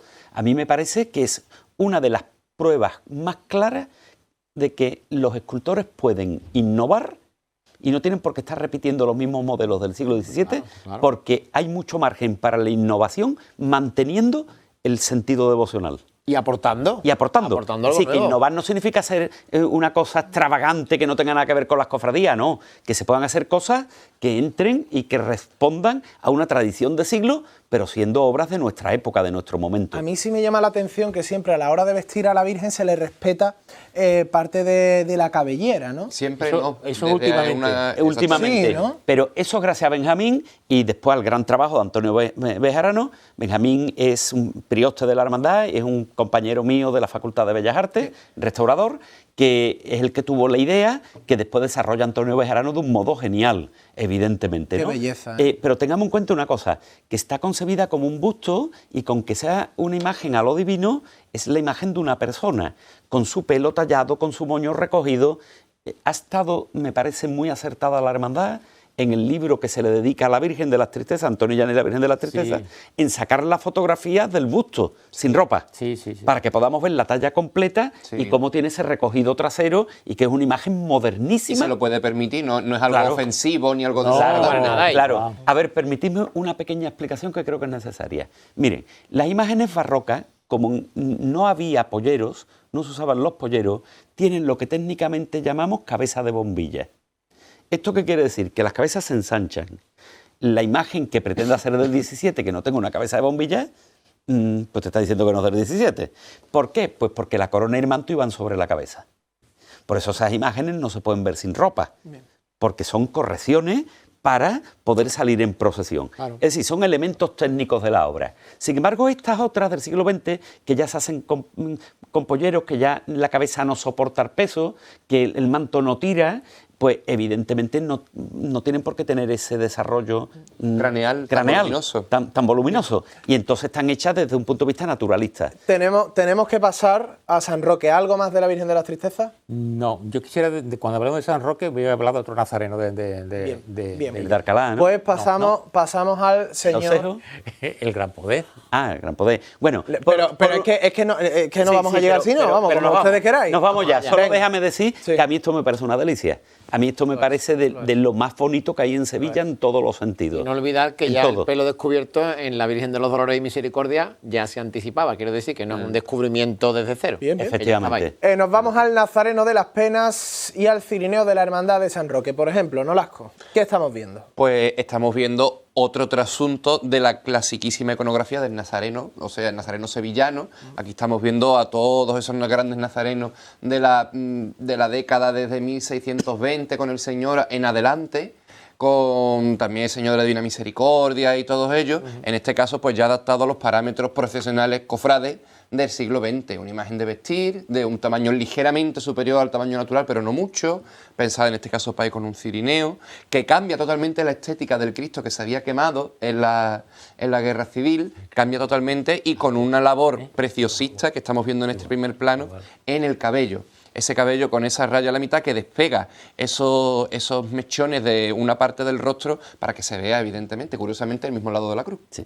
El peinado y la cabeza deriva de Pasión, claramente, pero con una interpretación actualizada, Claro, moderna, muy expresiva, muy plástica. Ahí le viene esa vinculación con Pasión, el giro tan acentuado de la Eso es. cabeza hacia abajo. Sí, hacia abajo. sí, eso me llama mucho la atención. El modelo es Pasión. El modelo Pasión. Es una cabeza que mira muy hacia Sí. abajo. Es más, en los vídeos que tenemos de la campana, que están en practicables, prácticamente no se ve el rostro. Ese de es la un problema de diseño que tiene, de diseño escultórico que tiene el Cristo, que para verlo en un retablo da igual, pero para verlo en procesión no da igual, porque con los juegos de luces de la calle y del sol, normalmente la cara de ese Cristo va en penumbra. Claro, y la corona de espinas que también va lo tapa en más penumbra. aún. Pero la tiene que llevar. Claro, Tiene que sí, llevar, la tiene que llevar. Claro. Que no se la quiten, porque sí, no se la quiten. sí. Dos cosas que hay que decir. Uno, este Cristo no es encargado por la hermandad. Este Cristo se expone en la calle Rioja, en una exposición que hizo Antoni Llanes, y la hermandad quedó prendada de él y lo adquirió, ¿vale? Y otra cosa que dice mucho de Antoni Llanes y de su forma de trabajar y de lo buen escultor que es que este Cristo es de talla completa. Está anatomizado entero, incluso sus partes más delicadas. Yo no sé la hermandad si la habrá puesto en sudar y tal.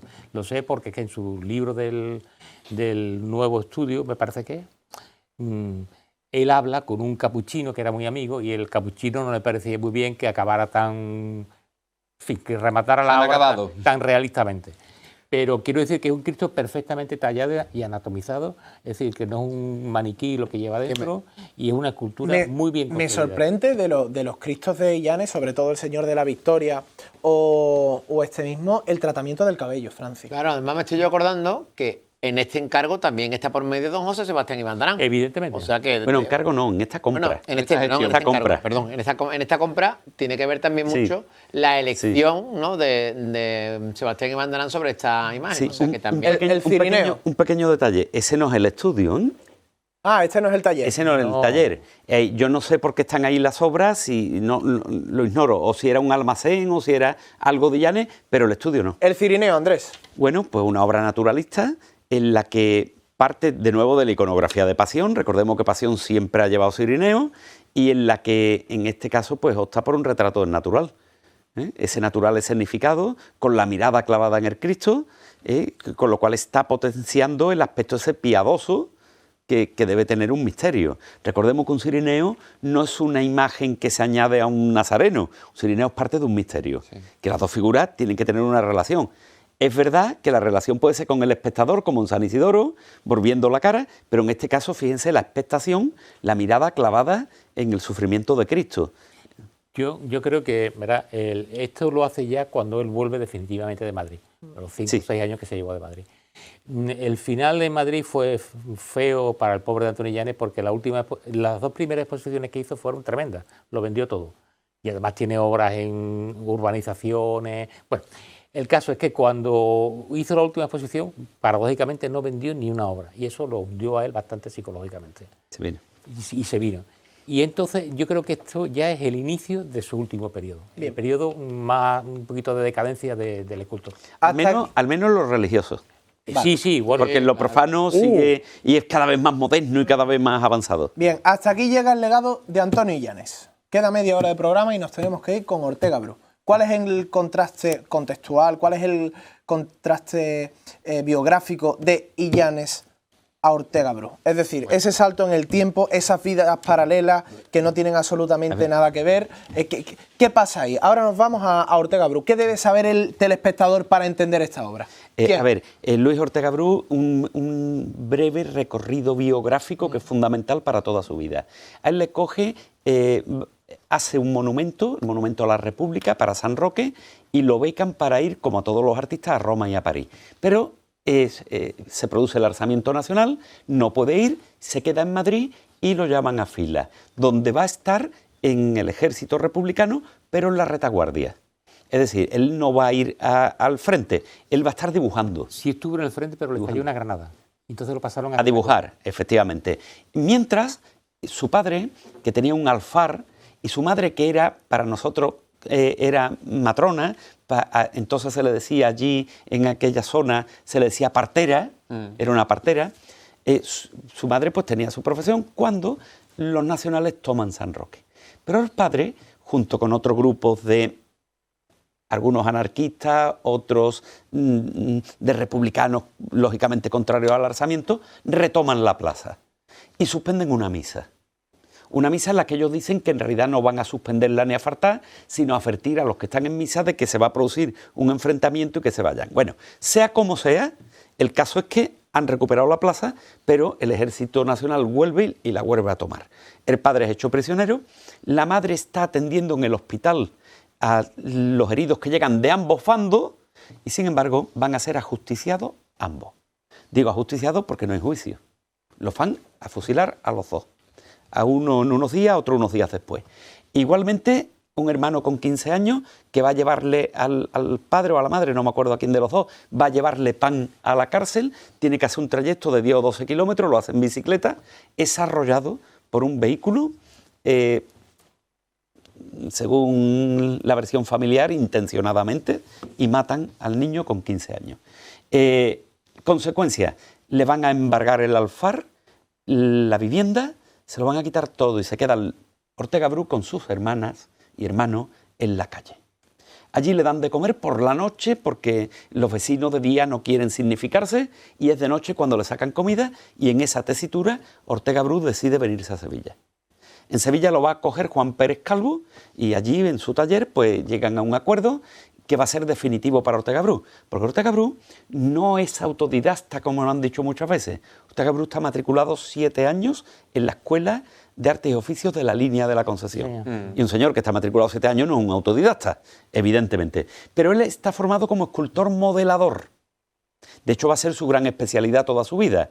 Sin embargo, con Juan Pérez Calvo va a adquirir el oficio de talla de madera, con Rafael Fernández del Toro. A cambio de quedarse a vivir en el taller y a cambio de esa enseñanza del oficio, incluso de ciertas facilidades para trabajar, Ortega Bru va a ser la imaginería menor de retablos y pasos procesionales de Juan Pérez Calvo. Por eso hace las imágenes de los retablos de la Basílica de la Macarena o los relieves del paso de Cristo del Señor de la Sentencia. Entre otros. Entre otros. Bueno, pero hay otros que contrata a él. En esto los contrata Juan Pérez Calvo y él trabaja para Juan Pérez Calvo. En la lanzada, los ángeles están de Barbero y de él. Y de él, sí, sí. Nolasco, ¿qué más podemos decir de Ortega Bru? Bueno, pues que como bien comentaba el profesor Luque, al tener un padre alfarero, el barro, al igual que pasaba con Bernini, el mármol es su materia natal. Entonces, incluso en sus tallas de madera, Ortega Bru transmite esa sensación dúctil, esa sensación táctil, casi diríamos a nivel visual, de trabajar el barro en su imaginería y de convertir lo mismo que sería una materia transitoria, de paso como el barro, en el resultado final de la madera. Es un hombre que hizo absolutamente de todo. Sí. Es un hombre que trabajó también en los talleres de Granda, en Madrid, que son conocidísimos en toda España, aunque en nuestra parte, en Sevilla, quizás menos. Es un hombre que hizo, como bien comentábamos antes de empezar con el profesor Luque y con José María y Francis, escenarios para películas, imaginería para películas de Atrezzo, de películas de Romano. Es un hombre que trabajó también con una serie de dibujos muy particulares, que obtuvo también varios premios, que tiene un museo en San Roque con una piedad que es una auténtica maravilla. Premio Nacional de Escultura. Efectivamente, tuvo una medalla, o sea, al igual que pasa con Illani. Es un hombre muy polifacético. Figuras de cera. Y efectivamente, para los museos de cera de Madrid y de Barcelona. Es una persona muy desconocida y muy poco reivindicada en mi... Sí. Vale. Ciertamente. Una cosa importantísima. En 1950 hace la escultura construcción, arquitectura. Es la primera escultura o la primera obra de arte abstracta en Sevilla. La primera. Es verdad que se queda en su estudio, que no tiene repercusión pública, pero también es verdad que se anticipa 7 u 8 años a la primera exposición de pintura abstracta con Luis Gordillo y con otros artistas ya de otra generación. A mí una cosa que al hilo de lo que tú estás diciendo, Andrés, que siempre me ha llamado poderosamente la atención, es que después de haber estado 3 años en el campo de concentración como estuvo, penosamente, después él en Cádiz ya manda a Cádiz al concurso de escultura, una escultura absolutamente abstracta que se llama Los Titanes, no sé si la conocéis. Y ganó un premio en el año 44. Y ganó el premio. Sí, sí, sí. Pero es que, fijaros, España, posguerra, año 44, una escultura abstracta de un señor encausado por republicanos.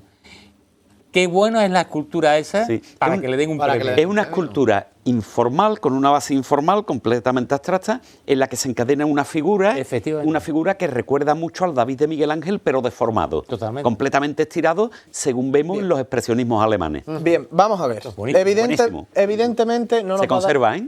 Se conserva, Ya sí. está, ya está. Sí. Evidentemente... Perdón, señor director. Nada. Vamos a ver. Hombre, para que se vea que Ortega Bru es mucho más que lo que... total. Es mucho más que las hermandades. Que lo que digo es que no nos va a dar... evidentemente No nos da lugar. no nos da tiempo a tratar toda la obra de Ortega Bru. Pero vamos a Santa Marta, ¿no? Todavía quedan 25 minutos de programa. ¿Vale? Entonces, mi idea es que el programa del domingo de pregón, que si consulto el día es el 6 de abril, ese domingo de pregón, hacemos la segunda parte de Ortega Bru. Ah, perfecto, entonces vamos tranquilos. Vale, entonces, ¿qué tratamos hoy? ¿Al Cristo de la Misericordia del Baratillo y a Santa Marta, por ejemplo? Por ejemplo, Que son las dos primeras obras. Tiempo, y el Cristo de la Salud. Perfecto. Venga, pues estamos viendo a San Gonzalo, que lo trataremos el domingo 6 de abril. Ahora vamos a hablar del Cristo de la Misericordia de la Hermandad del Baratillo. Pues mire, yo voy a partir... ¿Qué obra, eh? Voy a partir de un principio, Bien. ya después los demás añaden todo. Venga. Fijaros bien, Ortega Bru no es un hombre de una formación intelectual, sino de una formación plástica. Quiero decir con esto que no es un teórico de la vanguardia, ni mucho menos, pero sí es un hombre que ve mucha vanguardia y que la asume. Y la asume con una gran originalidad, puesto que no está teorizando y no se vaya a los estilos. Digo esto ¿por qué? Porque fíjense que la cabeza y el brazo derecho del Cristo tienen un rayo central de visión que está recogido desde delante de la Virgen, mientras que el cuerpo tiene un rayo central de visión en ángulo de 90 grados. Es decir, que la imagen no está hecha con un solo rayo central de visión, como el 100% de las esculturas de la Semana Santa de Sevilla, sino con 2. Y ese es el principio básico del cubismo, que Ortega Bru está utilizando aquí en una escultura figurativa, que por otra parte iconográficamente recuerda al modelo Pedro Roldán en el retablo de los vizcaínos. Luego está incorporando la vanguardia sin que lo veamos, aquí se ve muy bien, el pecho, las rodillas, las piernas, visto desde nuestra derecha. La cabeza y el brazo derecho visto desde una posición frontal. Hay un cruce. Bueno, eso le da un carácter intelectivo a la escultura superior en el sentido de que va a regir el modo de ver la imagen. Claro. Y eso es de una modernidad tremenda.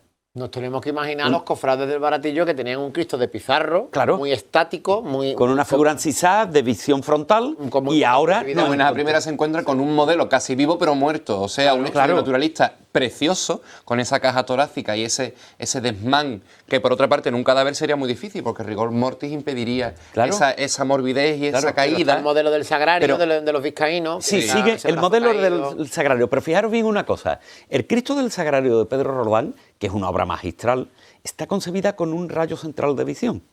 Sin embargo, al tener 2, tiene que tener un punto conflictivo. Porque, fijaros bien, por favor, mirad mis manos. Si el cuerpo está visto así y la cabeza y la otra mano está visto así, tiene que haber un punto intermedio que yo no pueda ver a la vez desde un lado y desde el otro. Claro. Eso que ya existe, que esto viene del cubismo, y a su vez Picasso lo cogió del arte prehistórico, de la perspectiva torcida, y lo cogió del arte egipcio y del arte ibero, eso genera la necesidad de tapar ese punto conflictivo. En el Renacimiento se ve muy bien cuando mezclan 2 perspectivas, una que fuga lateral, otra que fuga al fondo, y entonces hay una loseta que no puede ir a la vez al lateral y al fondo.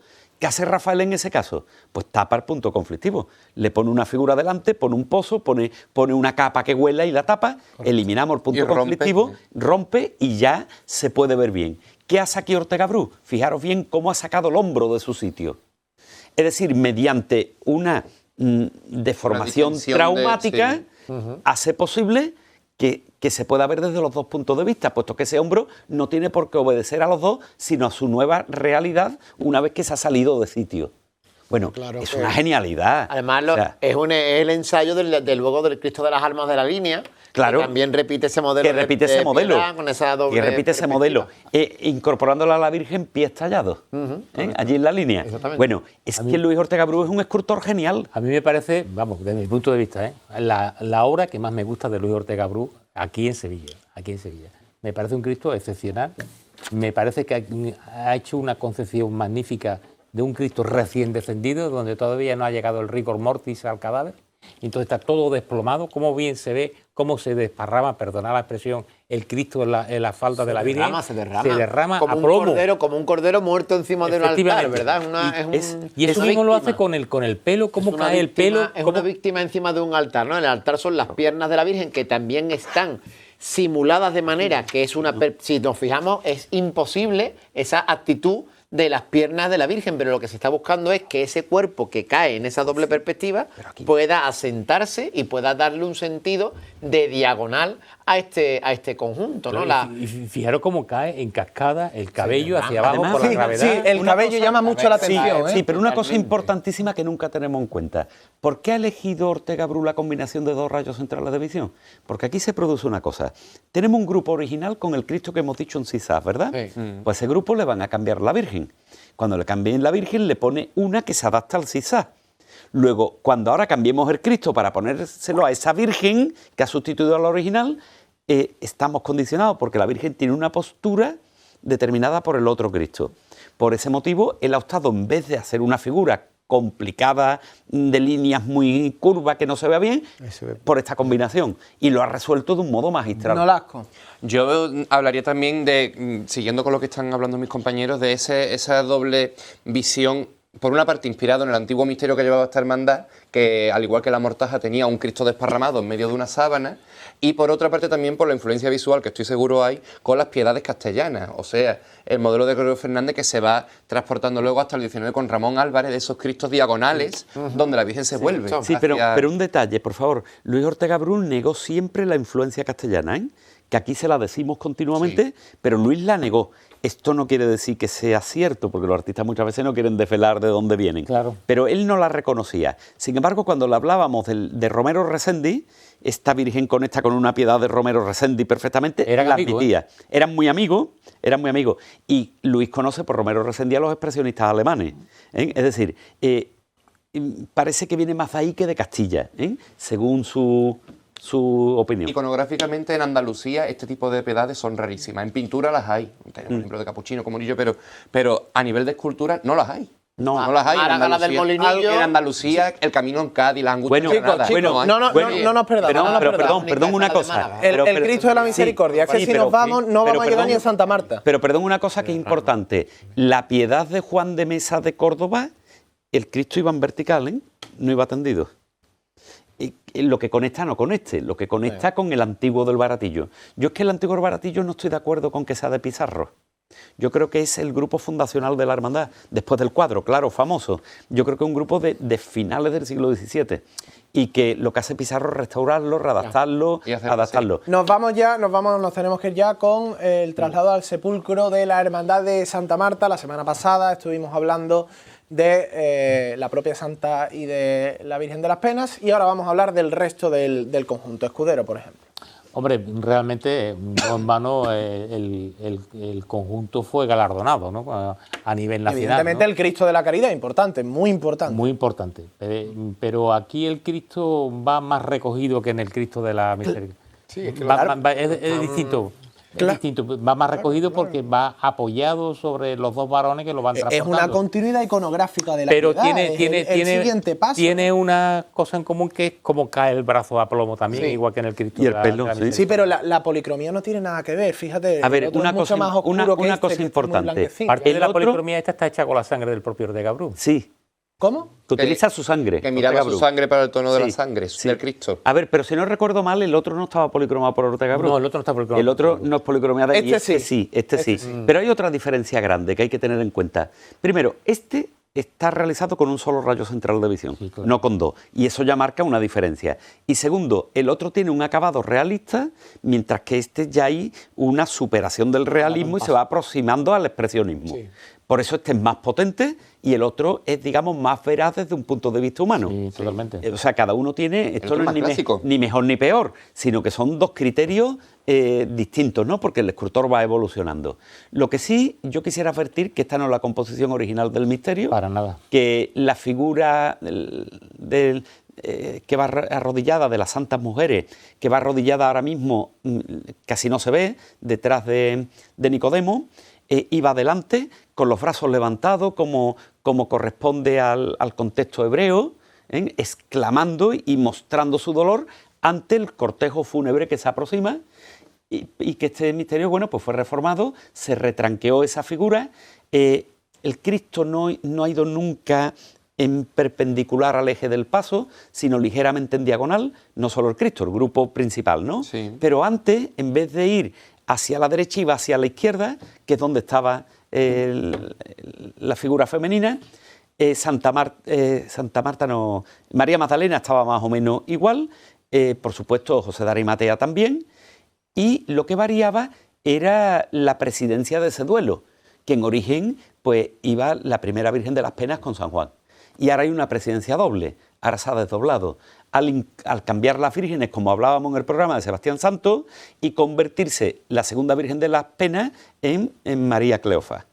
Bueno, evidentemente la corrección no afecta al núcleo principal del misterio, pero sí anula ese sentido itinerante de la primera figura que recibía con los brazos en alto, como corresponde a la Torá hebrea. Le han quitado movilidad y plasticidad Sí, al conjunto. sí, sí. Antes se veía más dinámico, Claro. más en marcha. Claro. Ahora queda todo como más estático. Efectivamente. Porque además hay esa acumulación de figuras. Efectivamente. Además, la primera parte de la presidencia con Santa Marta, que iba en un lateral, como la figura femenina iba adelante, Santa Marta iba donde, ahora lo estamos viendo, donde va la figura arrodillada. Efectivamente. Y claro, la presidencia es solo la Virgen. Fíjate. Si es que un entierro hebreo lo preside la mujer de Es que- mayor edad. Es que lo que hacen al final es algo decimonónico, que Sí. es por pareja. Por pareja. efectivamente. Esa María arrodillada, ¿cómo pasa desapercibido? Porque da las espaldas al pueblo y evidentemente el Cristo tapa que se pueda ver, ¿no? Siempre ha dado la espalda al pueblo, porque al principio, a ver, Pero iba... pasa súper desapercibido. Sí, pero mira, iba detrás del farol que vemos a nuestra De derecha, espalda al sentido de la marcha. de espalda al sentido de la marcha,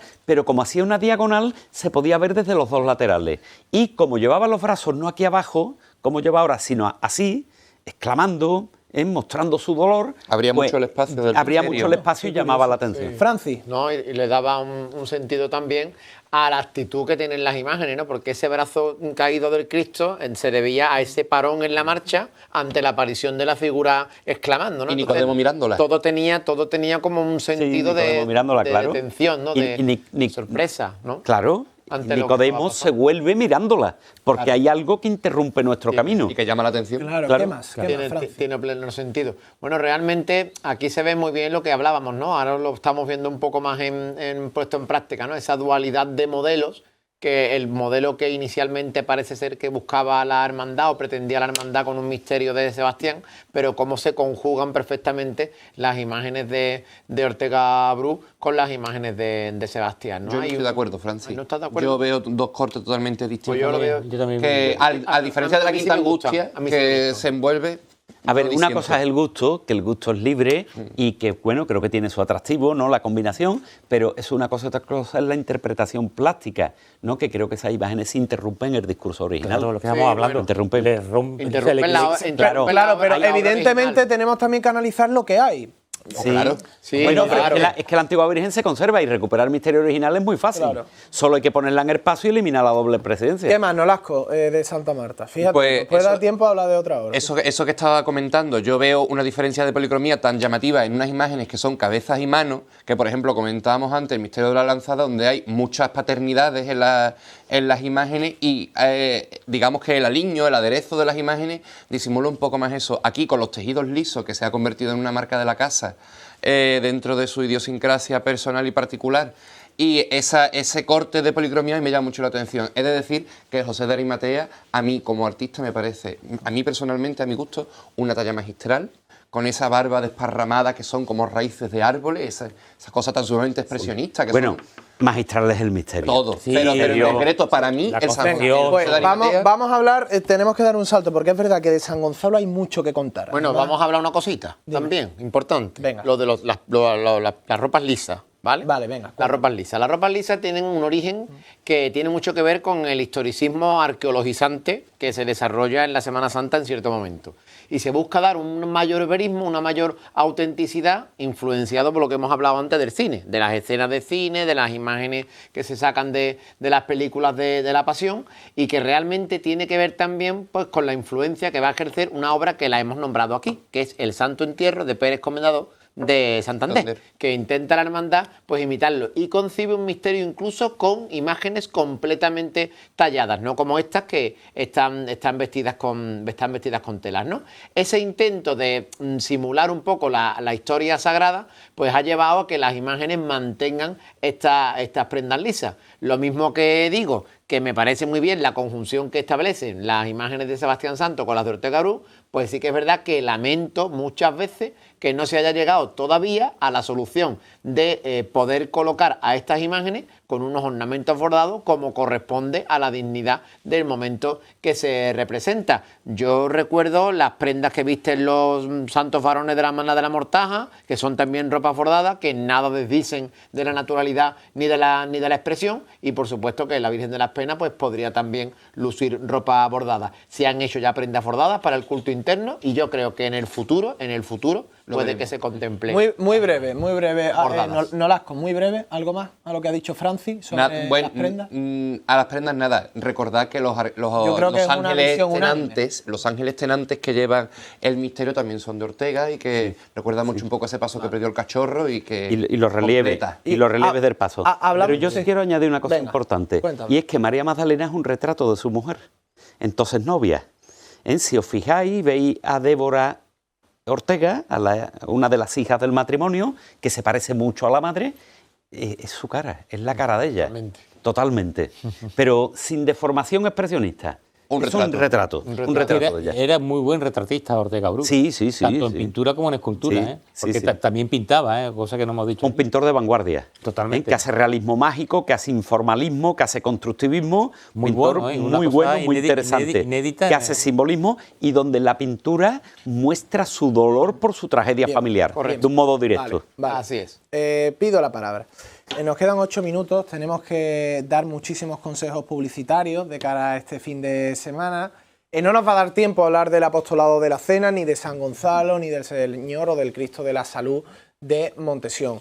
Por tanto, como hemos dicho, domingo 6 de abril, segunda parte de Ortega Bru, y además tenemos que hablar del Señor de la Cena de Sebastián Santos. Y habría que hablar un poquito de la Virgen del Mayor Dolor y Traspaso, porque buena parte de lo que vemos hoy es de la Vale, perfecto. Es que la toca Ortega Bru. afortunada intervención de Ortega Bru. Perfecto, pues vamos de la segunda parte de Ortega Bru, además cronológicamente, porque vamos todavía en orden cronológico, hablaremos el domingo 6 de abril a partir de las 9:30. Recordamos también que este domingo a las 9:30 tenemos otro programa, debate de bandas, coincide con el derbi, pero el internet y las redes sociales permiten que el programa pueda verse cuando uno quiera. Ya que Francis estaba hablando de las prendas de las imágenes, os quería preguntar, volviendo a la actualidad, ¿qué opináis y qué os ha parecido que la Esperanza de Triana presida su centenario vestida de brea, como estamos viendo en pantalla? ¿Qué os ha parecido, Andrés Luque? A mí ese modo de vestir me parece, o sea, me da igual. Me da igual, creo que lo puedes poner de un modo o de otro que no tiene la menor importancia. Si te gusta, perfecto. Siempre está bien vestida, como sabemos, desde que está Javi Hernández, y si han decidido ponerla de brea, pues bueno, puede ser, ¿por qué no? Pero a mí me resulta indiferente que esté de un modo o de otro. Para sus cultos, ¿no? Para sus cultos. No Me es la- refiero a cualquier imagen, ¿eh? No es la primera vez que una imagen sale en un quinario vestida de brea. No, no. Ha habido Muchas. no solamente, a veces como titular sola, a veces acompañando un calvario, y también quiero recordar, por ejemplo, que en los Javieres, cuando se acababa la Virgen al lado del Cristo, iba vestida de brea. Efectivamente. O sea que no es una cosa inédita. Aquí No. vírgenes Pero- fuera de la Cuaresma, vestida de brea, la hemos visto. Una pregunta, y Francis, ¿qué te parecería que la Esperanza de Triana fuera vestida de brea a las misiones en las 3.000 viviendas? Bueno, durante las misiones, si la quieren cambiar de brea, la pueden vestir de brea, pero yo... Que vaya y que esté allí pero vestida yo- de brea. Yo entiendo que las visitas que la Virgen va a hacer durante sus traslados, yo creo que debe presentarse pues con la Con su apariencia gala. más rica posible.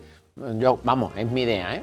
Pero no tiene, para mí no tiene mayor importancia que vaya de un modo o de otro. No, para mí ¿Y tú, Nolasco, no, qué tiene- opinas de que la Virgen vaya de brea a las misiones de las 3.000? Hombre, yo opino que la hermandad puede hacer con la Virgen lo que convenga, pero que a las personas de cualquier barrio de Sevilla les gustaría ver a la Esperanza de Triana en un icono reconocible, y a lo mejor fuera del mundo cofrade, la estampa de brea no es la más reconocible, sino que es el refregado con su robanovio. Yo la llevaría vestida de gala, con un manto apropiado para las andas, el manto que van a bordar mis queridas hermanas Rama, por ejemplo, o cualquiera de los que tiene, y sería pues un acierto llevarla vestida de rey. Y con su carácter de Triana. Correcto. Reconocible, como ha dicho Nolasco. Un icono reconocible, que es lo que es la Exacto. Esperanza de Triana, un icono reconocible. Bueno, Hombre, también hay que considerar que va al barrio quizás de los más pobres de Europa. Quizás a lo mejor puede ser una voluntad de no de que la Sí. Virgen vaya humilde, en consonancia con la humildad de las personas que habitan el barrio. También puede ser, ¿eh? Por eso te digo que no me parece que es algo que tiene que ver la hermandad. Eso es y cosa de la hermandad. Es cosa de la hermandad, eso no es una cuestión plástica.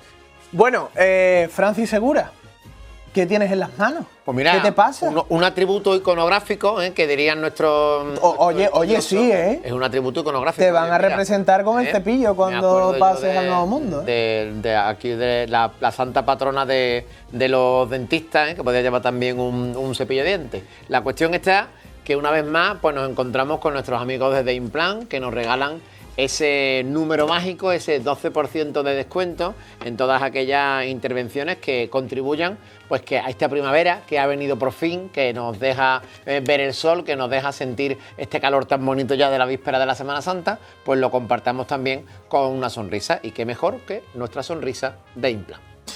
Por cierto, aquí tengo ya mi caja secreta. No nos olvidemos que hoy celebramos mi cumpleaños en Matacandela. Correcto. Tu taberna cofrade, Ahí está, Francis hombre. Segura. Esto- De aquí nos vamos a Matacandela, que además me han felicitado los amigos de Matacandela, Nacho Zamudio y compañía. Me han felicitado mi cumpleaños y desde aquí un abrazo a todos ellos, ¿no, Francis? Les damos las gracias porque le ponen también mucho sabor a muchos momentos que vivimos y que compartimos allí, en pleno corazón del Arenal, y con la oportunidad eso lo hacéis de la de Plaza probar Nueva. esos Sí. sabores El otro día estuve ahí. de la primavera. Así que no se olviden ustedes, si quieren saborear la primavera sevillana, Matacandela. Que allí estuvo el otro día Andrés Luque Teruel y no es broma, ¿eh? ¿Cómo Sí, fue aquello? sí. ¿Qué pediste? Pues mira, ¿Probaste el armado?